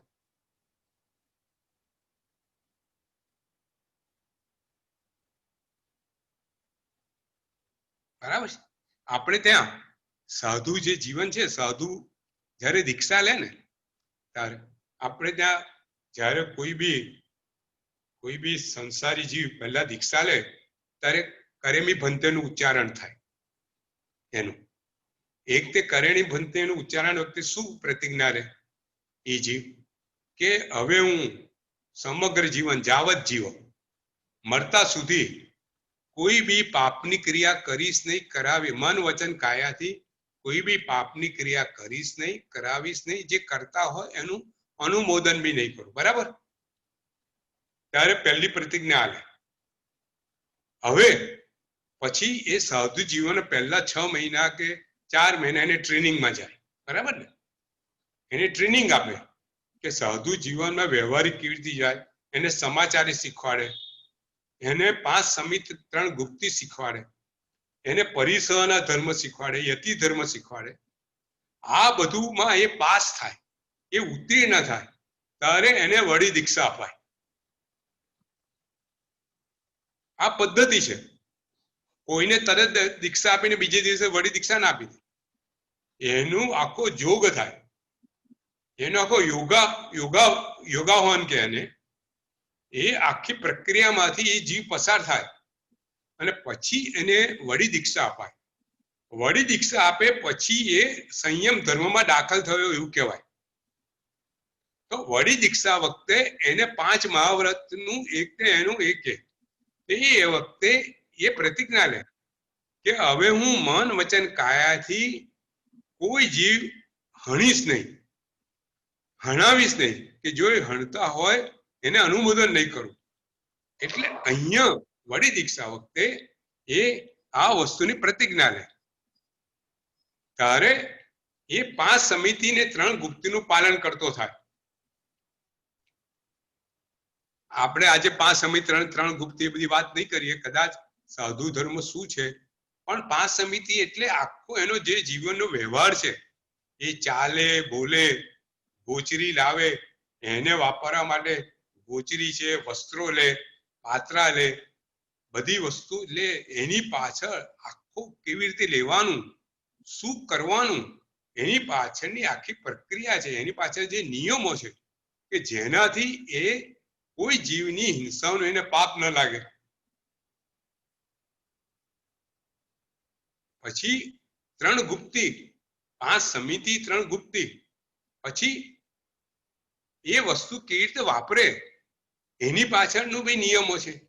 અને પોતાના મળ મૂત્ર ને કેવી રીતે પરઠવે એના બી નિયમો છે. તો એ આ 5 સમિતિ છે. અને 3 ગુપ્તિ એટલે મન વચન કાયાનું કેવી રીતે સંયમ પૂર્વક એને સંયમિત રાખવી.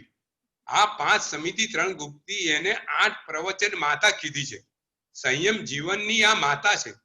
એનાથી સંયમ બાળક સંયમનો ઉછેર થાય છે.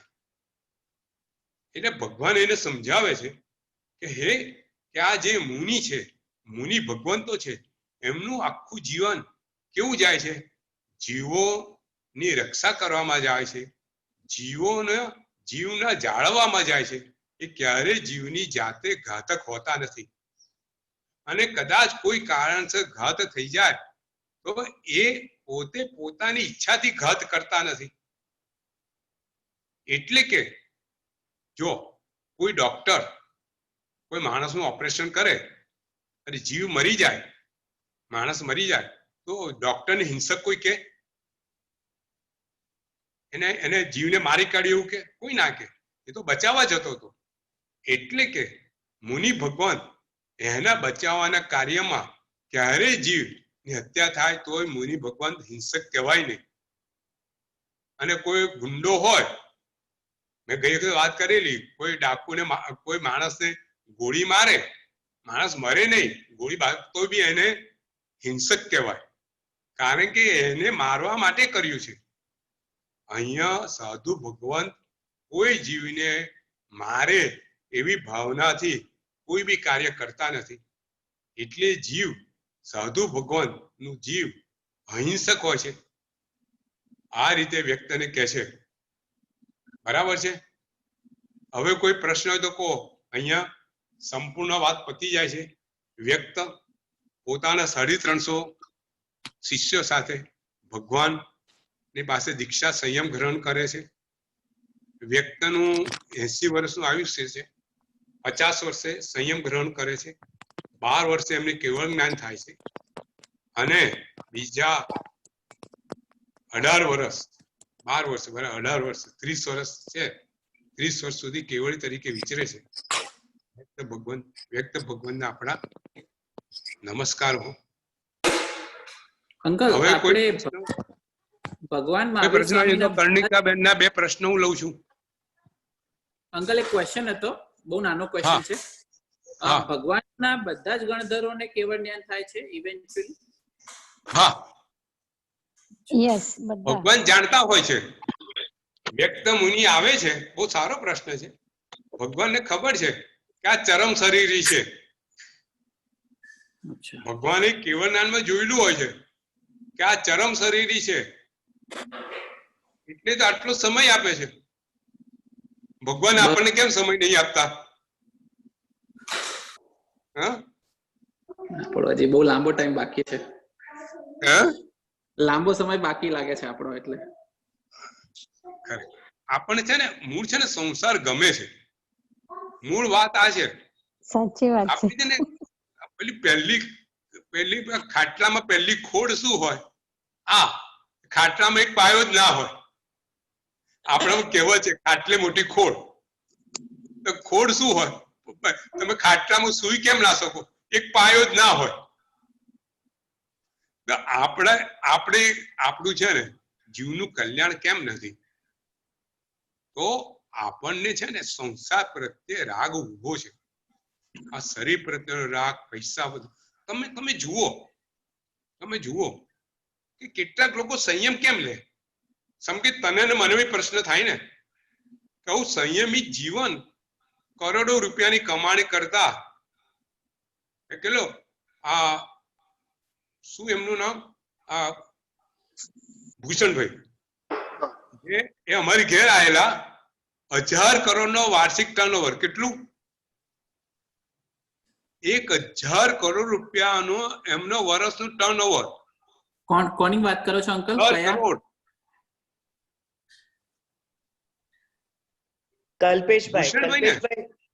કલ્પેશભાઈ શાહ કીધું ને, અમદાવાદ? ના, એમનું તો સંસાર ના, એ તો શ્રાવક છે. એ તો શ્રાવક છે. પેલા જે દીક્ષા લીધા આપણે ગુણ રત્ન મહારાજ સાહેબ.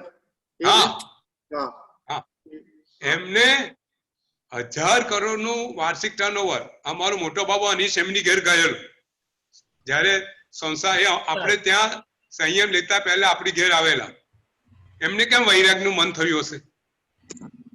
તો એમને સંસાર ખરેખર પોતાના જીવને નુકસાનકારક છે, આ છોડવા જેવો છે, એ વાત એમને સમજાઈ હશે ને તો જ છોડે ને. હજુ આ વાત આપણને સમજાતી નથી. જો આપણી ખોડ ક્યાં છે? સંસાર ખરેખર દુઃખમય છે, છોડવા જેવો છે, એ વાત આપણે હજુ સમજી શક્યા નથી, અંદર ઉતારી શક્યા નથી. આપણને હજુ સંસાર જીવવા જેવો લાગે છે, આ બધું કરવા જેવું લાગે છે. બરોબર છે? એટલે આપણે સંયમ જીવન ને લઈ શકતા નથી ને. પણ ઘણીવાર ખરેખર આ આપણે જ્યારે આપણામાં આવે ને, હા ઘણીવાર આપણે સમજીએ છીએ પણ માયા એટલી છે ને છૂટતી જ નથી. હા, તમારી મારી બધાની આ સંસારનો મોહ એટલા છે ને. આપણે જય વિરાજ સૂત્ર છે ને, જય વિરાજ સૂત્રમાં ભગવાનની પ્રાર્થના, સૌથી પહેલી પ્રાર્થના એ કરીએ છીએ, ભવ નિવેવો. આ ભવનો એટલે આ સંસારનો મને નિર્વેદ ભગવાન આપો, એના પરનો રાગ મારો દૂર કરો. આ ખરેખર આપણે આ બધું વસ્તુ પાછળ સમજવાનું કામ. આ ચક્કુભાઈ શેઠને 50,000 રૂપિયા છોડવાનું મન કેમ થયું? આપણે પૈસા ભેગા કરી છે, પૈસા છોડે છે, એ મૂર્ખ છે? સંકેત એ મૂર્ખ છે કે આપણે મૂર્ખ છે? બેમાંથી એક તો ખોટો હોય ને કર્ણિકા, બેમાંથી એક તો ખોટો હોય ને. કાં તો ચક્કુભાઈ શેઠ ખોટા, કાં તો આપણે ખોટા. શું કહેશો? આપણું હજી સુધી એવા લેવલ સુધી પહોંચ્યા નથી. આપણે એવા લેવલ સુધી હજી પહોંચ્યા નથી, પણ પહોંચવું છે ખરું. આઈ થિંક પહોંચવા જેવું છે, એવી માઇન્ડસેટ રાખવા જેવી છે, પણ હજી એ લેવલ સુધી પહોંચ્યા નથી. બરાબર છે. એટલે મારું કેવું એ છે કે આપણે માઇન્ડસેટ આ રાખો હંમેશા કે આ બધું છોડવા જેવું છે. મનને અંદરથી આપણે ત્યાં છે ને, આપણે ત્યાં 12 ભાવનાનું કાયમ 12 ભાવના છે, ટોટલી 16 ભાવના છે. શાંત સુધારસમાં 12 + 4 ભાવના આવે છે. આપણે કાયમ 12 ભાવનાનું ચિંતન કરવાનું હોય છે, એનું અનુપ્રેક્ષા કરવાની હોય છે. આ 12 ભાવનાનું આપણે જો રોજ ચિંતન કરશું ને, તો આપણો જીવ ધીમે ધીમે ધીમે ધીમે ધીમે તૈયાર થશે. અને આપણને ખરેખર એક વખત એવો આવશે, આપણને લાગશે કે આ સંસાર ખરેખર છોડા, આપણે બદલાઈ જઈશું. સંકેત અત્યારે આપણને આપણી માનસિક પરિસ્થિતિનો ખ્યાલ નથી આવતો, પણ ખરેખર આ 16 ભાવનાનું કાયમ તમે પઠન કરો તો એક વખત ખરેખર એવો આવશે, આપણે મનમાં એવું થશે કે ખરેખર સંસાર છોડવા જેવો છે. અને જ્યારે આ મનમાં દર્દ થશે તો આપણે સંસાર આપણે બધા દીક્ષા લઈશું. આપણને મોક્ષ ગમે છે ને, એ જ વસ્તુ છે ને પુરવાર કરે છે કે આપણે એક વખત દીક્ષા લઈશું.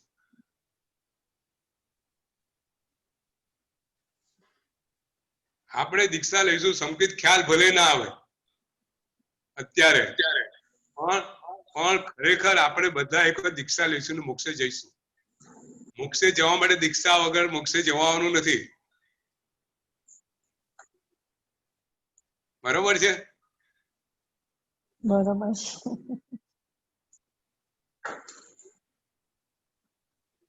હવે એટલીસ્ટ ફાઇનાઇટ નંબર ઓફ ભાવ થઈ જાય અંકલ તો બી બહુ છે. લાઈક અનંત હજી બાકી થોડા અત્યારથી તૈયારી કરવાની, આજથી તૈયારી કરવાની. આજથી 16 ભાવના, ભલે 2 મિનિટ 5 મિનિટ ચોપડી લઈને બેસવાનું અને 16 ભાવના ને ભાવના ભાવવાની. 5 મિનિટ લાગશે. આજથી શરૂ કરો, બીજું કશું કામ નહીં કરવાનું. રાત્રે સૂતા પહેલા જો એમાં ઘણા ફાયદા છે. એક તો 12 ભાવનાનું તમે અનુપ્રેક્ષા ચાલુ કરશો ને, તમારા મનની બધી અશાંતિઓ દૂર થઈ જશે,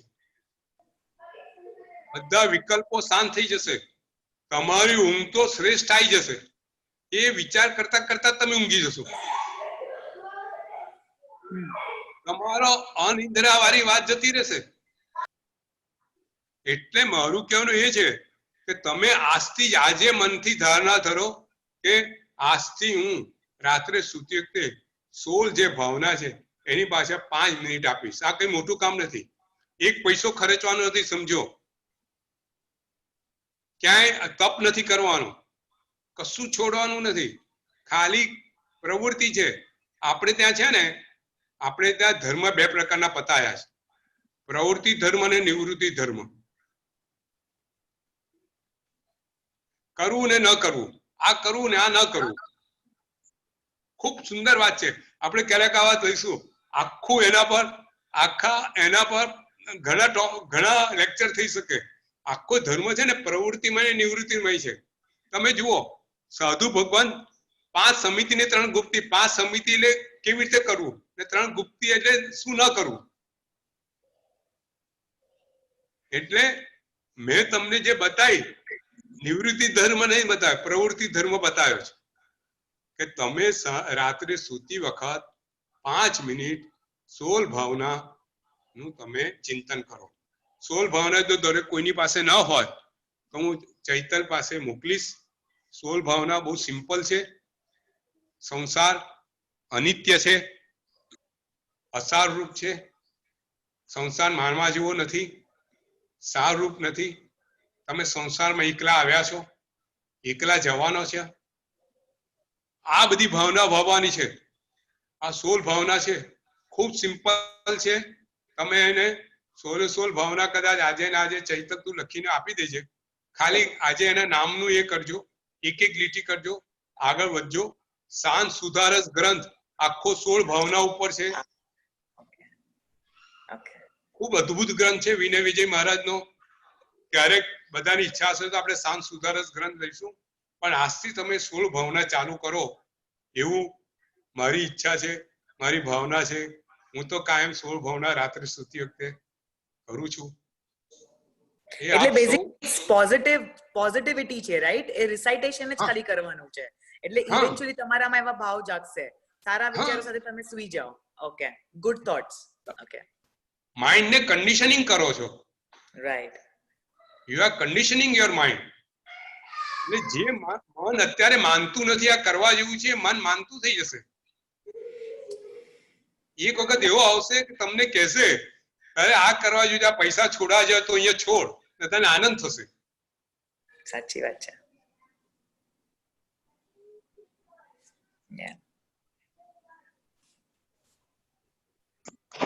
હા, હવે કર્ણિકા તારા પ્રશ્ન બોલ, તારા મોડે. મારા મોડે કહેવા જઈશ તો બહુ ડિફિકલ્ટ થઈ જશે એવું લાગે છે. સો બેઝિકલી મારે એક ક્વેશ્ચન એવી રીતના છે કે દરેક આપણું જે શરીર છે એ પૂતગલ છે.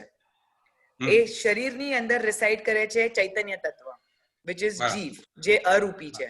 તો મારો પહેલો પ્રશ્ન એ હતો કે આવી કોમ્બિનેશન કે જેના અંદર અરૂપી અને રૂપી they are together, જે 6 તત્વ જે છે, તો આવું બીજું કઈ કોમ્બિનેશન ખરું કે જેના અંદર 2 તત્વ or more than 2 તત્વસ are together? અમારો પહેલો પ્રશ્ન છે. હા, ગુડ, વેરી ગુડ, એક્સલન્ટ. ભાઈ, જે જગતના જે 6 પદાર્થો છે, 6, બરાબર છે? જીવ, ઉદ્ગળ, અધર્મસિકાય, ધર્મસિકાય, કાળ અને આકાશ. દરેક પદાર્થનું પોતાનું સ્વતંત્ર અસ્તિત્વ છે, બરાબર? હવે દરેક આ જે છે ને, એમાંથી જે 5 પદાર્થો છે એ લોકાકાશમાં જ છે. અલોકાકાશમાં એકલું આકાશ તત્વ છે, બરાબર? હવે જે 5 પદાર્થો લોકાકાશમાં છે એમાં દરેક પદાર્થ એ બીજા પદાર્થો સાથે સહઅસ્તિત્વ ધરાવે છે.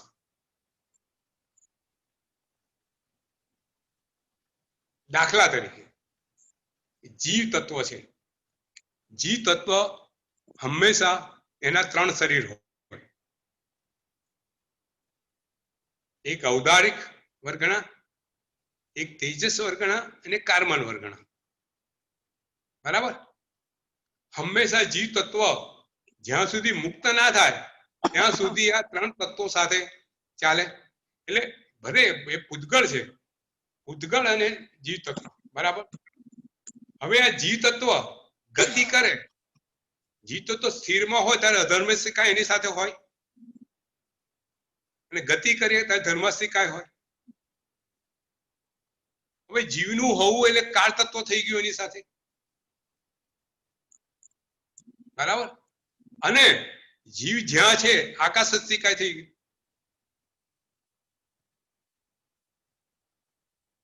બરાબર. રાઈટ. રાઈટ. હવે ધર્મ સિક્કા અને અધર્મ સિક્કા હંમેશા જોડાયેલા સિક્કાની બે બાજુ જેવા છે. રાઈટ. એટલે કે દરેક પદાર્થ ભલે પોતાની રીતે સ્વતંત્ર અસ્તિત્વ ધરાવતો હોય, પણ દરેક આ બધા પદાર્થો એકબીજા સાથે જોડાયેલા છે, સહ અસ્તિત્વ ધરાવે. બરોબર છે. પણ એ બધાનું જ એક્ઝિસ્ટન્સ જે છે, બાકીના જે 5 પદાર્થો કીધા ને, જીવ ઇઝ વન ઓફ ધેમ, એટલે 5 બીજા જે બાકી રહ્યા છે એ 5 પદાર્થો ત્યારે જ એક્ઝિસ્ટ કરે છે, ઓર એ લોકોનું રિલેશનશિપ જે છે એ ત્યારે આવે છે જ્યારે જીવ એ લોકો સાથે કોન્ટેક્ટમાં હોય. બીકોઝ ધર્મસ્તિકાય અધર્મસ્તિકાય એ લોકોનું એક્ઝિસ્ટન્સ જે છે એનું આઈ મીન ઇવન ધો એ લોકો ઇન્ડિપેન્ડન્ટલી એક્ઝિસ્ટ કરે છે, પણ એ લોકોનું એક્ઝિસ્ટન્સ નું યુઝ જે છે એ જીવ હશે, અને જીવ અગર પૂતગલ શરીરમાં હશે તો જ એ યુઝ કરી શકશે. રાઈટ? બરાબર. એટલે મારું કહેવાનું છે કે લાઈક સો ઇટ્સ રિલેટેડ. પૂતગલ અને જીવ ધર્મ શીખાય ને અધર્મ શીખાય નો ઉપયોગ કરે છે. હું તને એક બહુ સુંદર વાત કહું, ખૂબ સરસ છે, હું તને એ સમજાવું કે આ જીવ જ્યારે કર્મોથી મુક્ત બને, મુક્ત જીવ હોય, જ્યારે જીવ મુક્ત બન્યો ત્યારે નથી એની સાથે કાર્બન વર્ગના પૂતગળો, બરાબર? કરેક્ટ. તેજસ વર્ગના પૂતગળો નથી. કરેક્ટ. જીવ ફક્ત ખાલી પોતાના જીવ ના પ્રદેશો છે, બરાબર છે. જીવ જ્યારે મુક્ત થાય ત્યારે શું થાય? જીવ પોતે પોતાના સ્વભાવથી ઉર્ધ્વ ગતિએ જાય. ઉર્ધ્વ ગતિએ જઈ ક્યાં સુધી જાય? સિદ્ધશિલા. સિદ્ધશિલા ઉપર જાય, લોકાકાશના છેલ્લા ભાગે, બરાબર. હવે એની બહાર જીવ ના જઈ શકે. કેમ? ત્યાં ધર્મ શીખાય કે અધર્મ શીખાય નથી. તારા પ્રશ્ન જવાબ આવ્યો? સો એટલે ઇવન સિદ્ધમાં ગયેલા જીવો જે છે એ લોકોને ધર્મસ્તિકાય અને અધર્મસ્તિકાય જોઈએ. ત્યાં છે જ, એટલે ત્યાં સુધી છે. ઓકે, એટલે તમે કીધું ઓકે અલોકાકાશમાં નથી. રાઈટ, બરાબર છે. રાઈટ. ત્યાં ધર્મ શીખાય અધર્મ શીખાય જીવ છે ત્યાં સુધી જીવ રહી શકે. એની બહાર તો ગતિનું એને સાધન છે નહીં, ગતિનું કોઈ માધ્યમ નથી એની પાસે. રાઈટ, માધ્યમ નથી. How it can move? Correct, બરાબર. કરેક્ટ.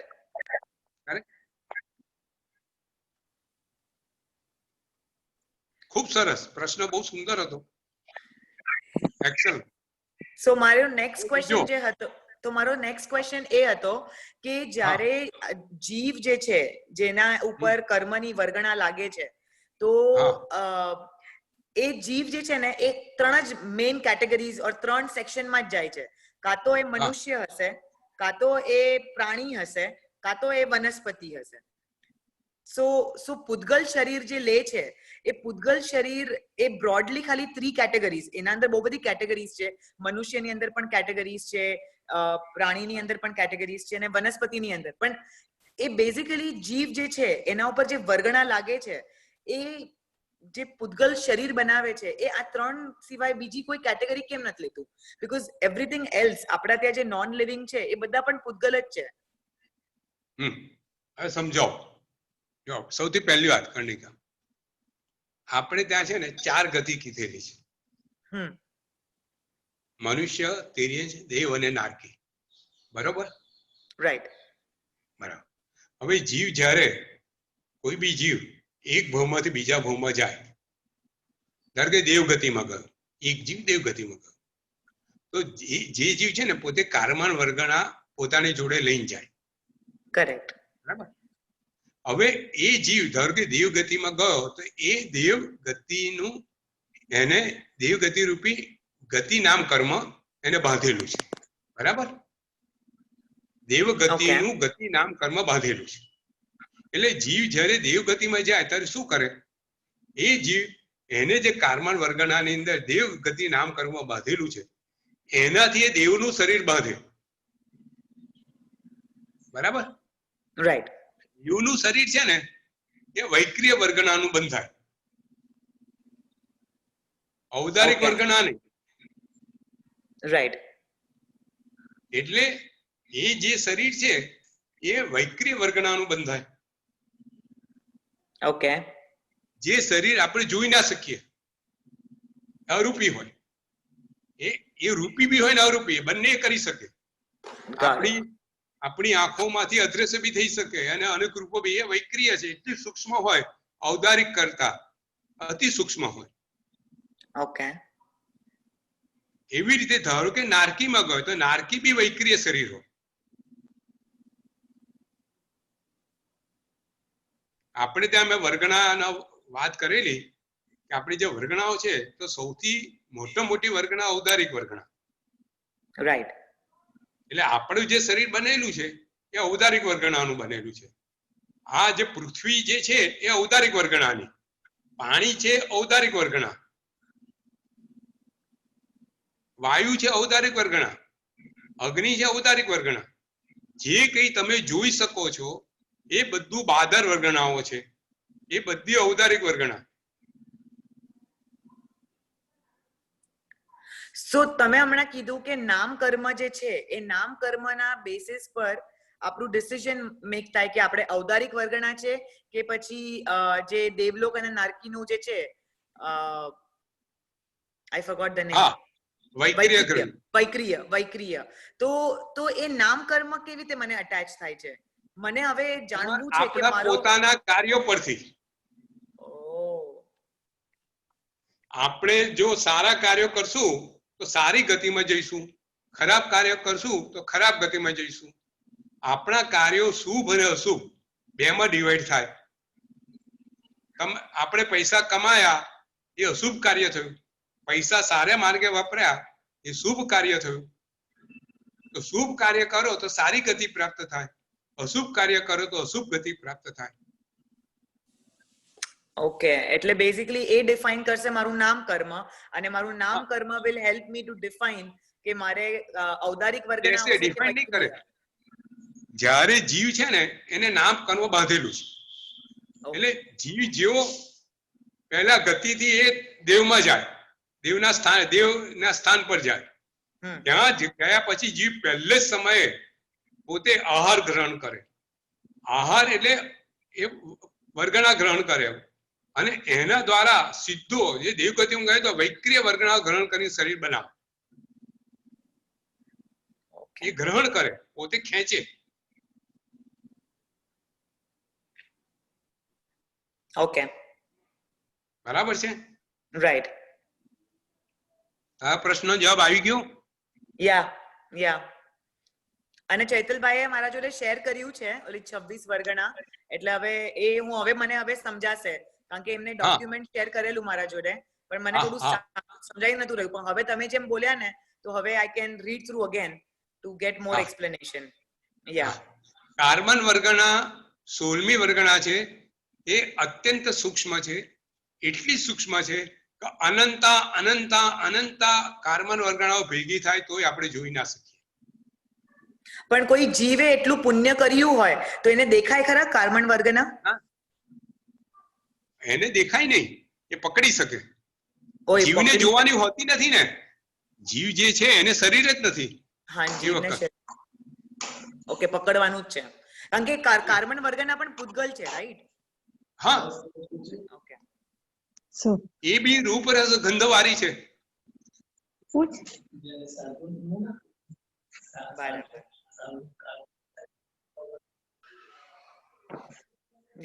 સરસ સમજાણું. એક નાનો ક્વેશ્ચન છે, આને રિલેટેડ નથી. હમણાં મને વોટ્સએપમાં એક આવી બહુ નાના સાધુ કાળધર્મ પામ્યા, તો એમને બેસાડીને જ કેમ લઈ જાય પાલખીમાં? આપણા સાધુ મહારાજ કાળધર્મ પામે ને તો એમને બેસાડીને જ કેમ લઈ જાય? જરાક આશ્ચર્ય થાય એટલે પૂછું છું. ના બરાબર છે, પણ હવે મને તો એનું સાદી વસ્તુ એવું સમજાય છે કે જ્યારે કોઈ બી સાધુ મહારાજ સાહેબ કાળ ધર્મ પામે ત્યારે આપણે બધા એમનું વંદન કરવા જઈએ, બરાબર છે ને? બરોબર. બરાબર છે, બરાબર. તો એટલે હું આવું વિચારું છું, તમે પ્રશ્ન મેં કોઈ દિવસ વિચાર્યું નતું, પણ અમને પણ આ વખતે જ ઉદ્ભવ, આમ તો ઘણી વાર જોતા હોઈએ. હા હા, આપણે એવા વ્યક્તિત્વ મુનિ ભગવાનનું દર્શન કરવું એ આપણા માટે બહુ મોટા પુણ્યનું કારણ છે, બરાબર છે? અચ્છા. હવે એ જો સૂતા હોય તેમનું દર્શન કેવી રીતે થાય, એમના મુખનું દર્શન કેવી રીતે થાય? અચ્છા, બરોબર, હોઈ શકે, બરોબર. એમને બેસાડે, આપણે બધાને દર્શન કરી શકીએ અને આપણે ઉત્તમ ભાવના ભાવીએ આવા દર્શન દ્વારા. મને લાગે છે કે આ સાદું કારણ છે, એ સિવાય કોઈ બીજું કોઈ ટેકનિકલ કારણ મને દેખાતું નથી. હું એવું સમજુ છું કે આપણે મુનિ ભગવાનના આપણાથી દર્શન થાય અને લાખો લોકો દર્શન કરતા હોય છે લોકો, અને જૈનો નહીં, અજૈન બી દર્શન કરવા આવતા હોય છે, બરોબર છે, બરાબર છે. સારી વ્યક્તિનું દર્શન કરવું એ શુભ કાર્ય કહેવાય. બરોબર.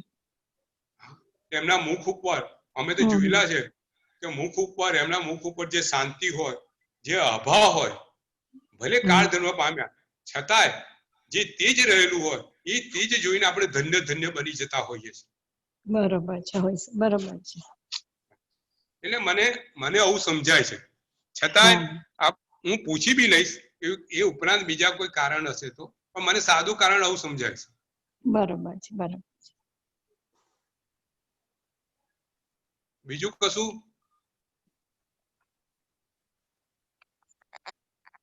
बस बस। नीलम का क्वेश्चन नहीं आया आज?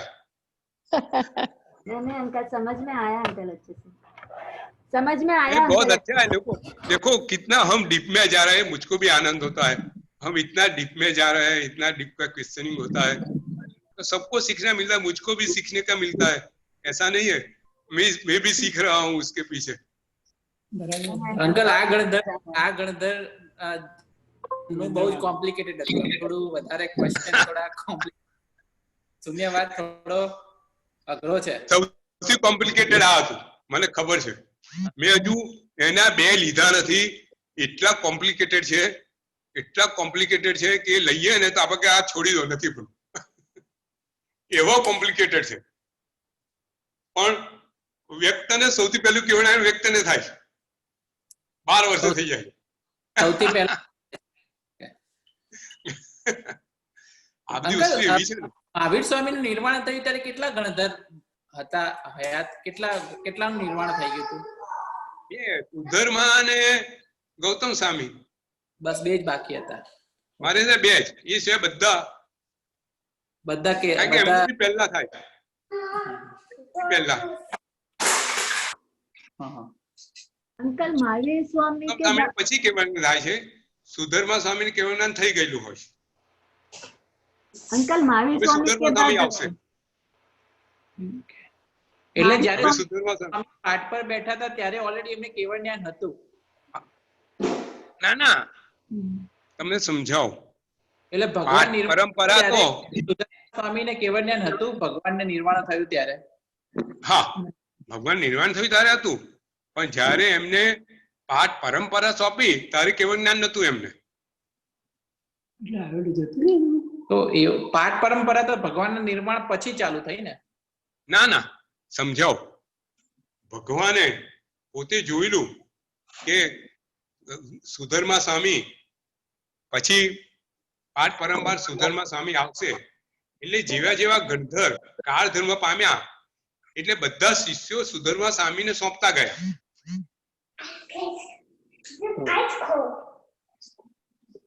બરાબર છે? તમે સમજો કે જે ગણધર હતા એમના શિષ્યો હતા, ઘણા શિષ્યો હતા, અને એવું નતું પોતાની દ્વાસંગી પોતાની હતી.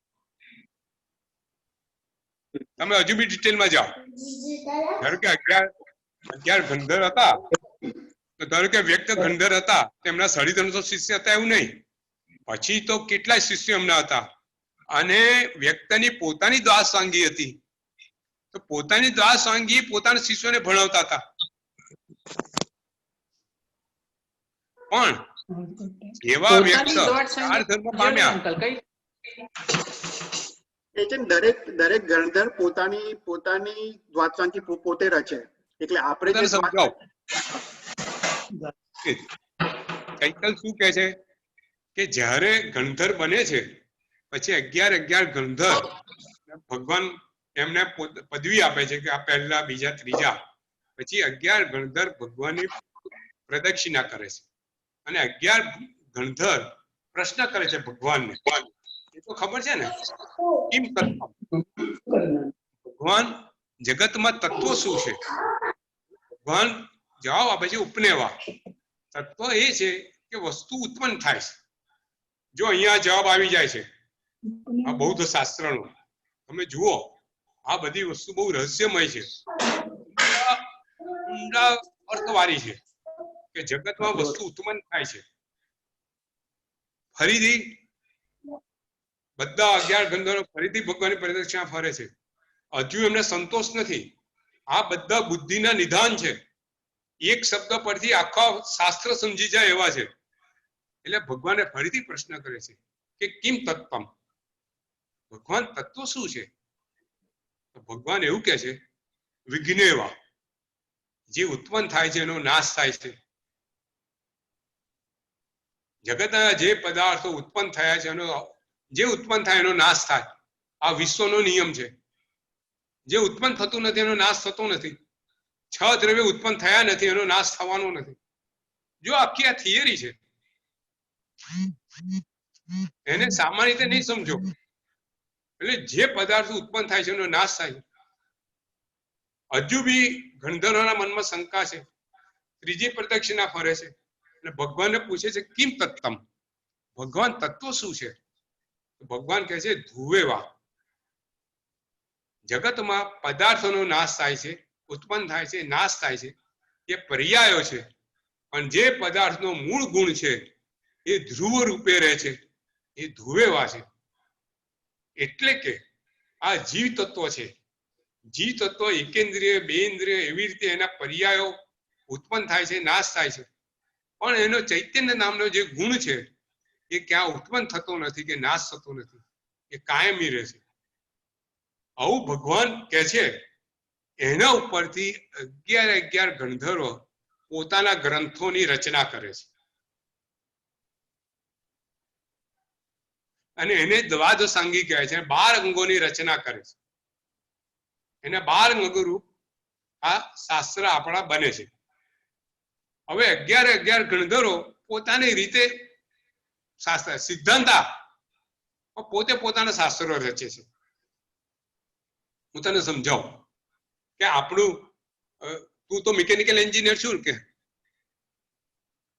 સંકિત? હું કમ્પ્યુટર જોઉં તો કમ્પ્યુટર હવે કોમ્પ્યુટરની જે બુક છે એક જ વિષય પર કેટલા ઓથરની બુક હોય? વિષય એક હોય. બહુ બધા અંકલ. બરાબર. કેમ હોય? એ બધા ખોટું લખ્યા હોય? ના, બધું એકબીજાની પૂરક હોય, બધાનું અલગ અલગ હોય. બરાબર. અલગ રીતે એક્સપ્લેન કરે એક જ વસ્તુ, અલગ રીતે એક્સપ્લેન કરે. હું જે ગંધર્વાદ કહું છું બધા ગંધર્વાદ એ રીતે સમજાવે તો કે ના, બધા ગંધર્વાદ પોતાની જે સમજ શક્તિ છે, પોતાનું છે, શ્રુત છે, એ રીતે સમજાવે. તો દરેક ગંધરે દ્વાદશાંગી અલગ અલગ પોતાની રીતે સમજીને બનાવી. બરાબર છે. અને પોતાના શિષ્યોને એ જ દ્વાદશાંગી આપી. બરાબર છે. હવે પોતે કાળ જન્મ પામ્યા તો જો એ જ દ્વાદશાંગી એમના શિષ્યો ચાલુ રાખ્યું હોત તો શું થાત? આજે આપણી પાસે કેટલી જાતની દ્વાદશાંગી હોત, અનેક પ્રકારની હોત. કારણ કે એમાંથી બીજું ત્રીજું બન્યું હોત તો બધું અવ્યવસ્થા સર્જાઈ ગઈ હોત. એટલે જૈન શાસનની વ્યવસ્થા જાળવવા ભગવાને શું કર્યું કે ભાઈ હવે પછી સુધર્મા સ્વામી તમારા ગુરુ. એટલે જે દ્વાદશાંગી વ્યક્તની હતી એ બધી બાજુ પર રહી ગઈ. સુધર્મા સ્વામીની જે દ્વાદશાંગી હતી એ બધાએ ફોલો કરી. એટલે સુધર્મા સ્વામીની પરંપરા રીતે ચાલુ એને સુધર્મા સ્વામીની પાઠ કહેવાય ને. હવે તારું જે આગમની વાત આવશે આ બધી વાત આવશે એમાં. બરોબર છે, બરોબર, ખ્યાલ આવી ગયો. બધો ખ્યાલ આવી ગયો. એટલે ઇવેન્ચ્યુઅલી ગૌતમ સ્વામીના બી બધા જ શિષ્ય સુધર્મા સ્વામીની અંદર જતા રહે છે ઇવેન્ચ્યુઅલી. બસ આપણે ત્યાં સુધર્મા સ્વામીની પાઠ ચાલે છે.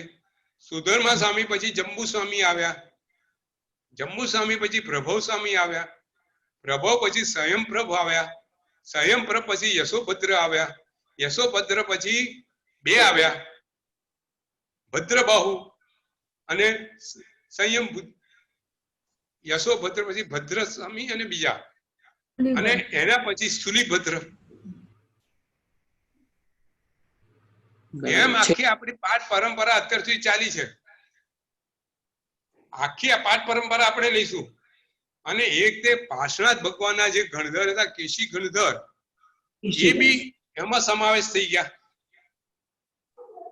એમની પાઠ પરંપરા ચાલી હજુ સુધી મોજૂદ. આપણે એક વાર લઈશું આ બધું. આપણો ઇતિહાસ એ અદ્ભુત છે. અંકલ, એટલે પાર્શ્વનાથની પરંપરા હજી પાછી અલગ ચાલે છે, હજી છે એવી એમ કહો છો તમે? હા, એટલે ક્યાં હવે મને અત્યારે છે કે નહીં ખબર નહીં, પણ ઘણા વર્ષોથી હજુ સુધી હતી એમ. નિર્ગ્રંથ માર્ગ કહેતા હતા. નિર્ગ્રંથ માર્ગ કહેવાય. એટલે દિગંબર પરંપરાનો એક પ્રકાર નહીં, દિગંબરા મહાવીર સ્વામી. દિગંબર મહાવીર સ્વામી વખતે સ્ટાર્ટ થઈ, પણ નિર્ગ્રંથ માર્ગ કહેતા હતા ભગવાન મહાવીરને પહેલા. ઓકે. બુદ્ધ ભગવાન ખરા ને, એમણે પાર્શ્વનાથ ભગવાનમાં દીક્ષા લીધેલી. ઇતિહાસ એવું કે છે પુરાવા સાથે. બુદ્ધ છે ને મહાવીર સ્વામીથી મોટા. અચ્છા. મહાવીર સ્વામીથી મોટા અને પાર્શ્વનાથમાં દીક્ષા લીધેલી એમને, અને પછી છૂટા પડે. આપણે ત્યાં ચિત્રો છે, કદાચ વાત આવે તો ચિત્રો બી તમને બતાવીશ કે એ બતાવે છે બૌદ્ધ દીક્ષા લીધેલી. એનું કે પાર્શ્વનાથ ભગવાન હતા. તમે જુઓ, એક કોરોના મૂકો કે જૈન ધર્મ પહેલા હતો એમ, મહાવીર પહેલા. ઘણી બધી વસ્તુઓ છે. બરોબર છે. હા, એટલે એ એટલીસ્ટ એ પ્રૂવ કરે છે કે જૈન ધર્મના ભગવાન મહાવીર પહેલા પણ અસ્તિત્વ હતું. બરોબર. પાર્શ્વનાથ ભગવાન પછી 250 વર્ષે મહાવીર સ્વામી થયા.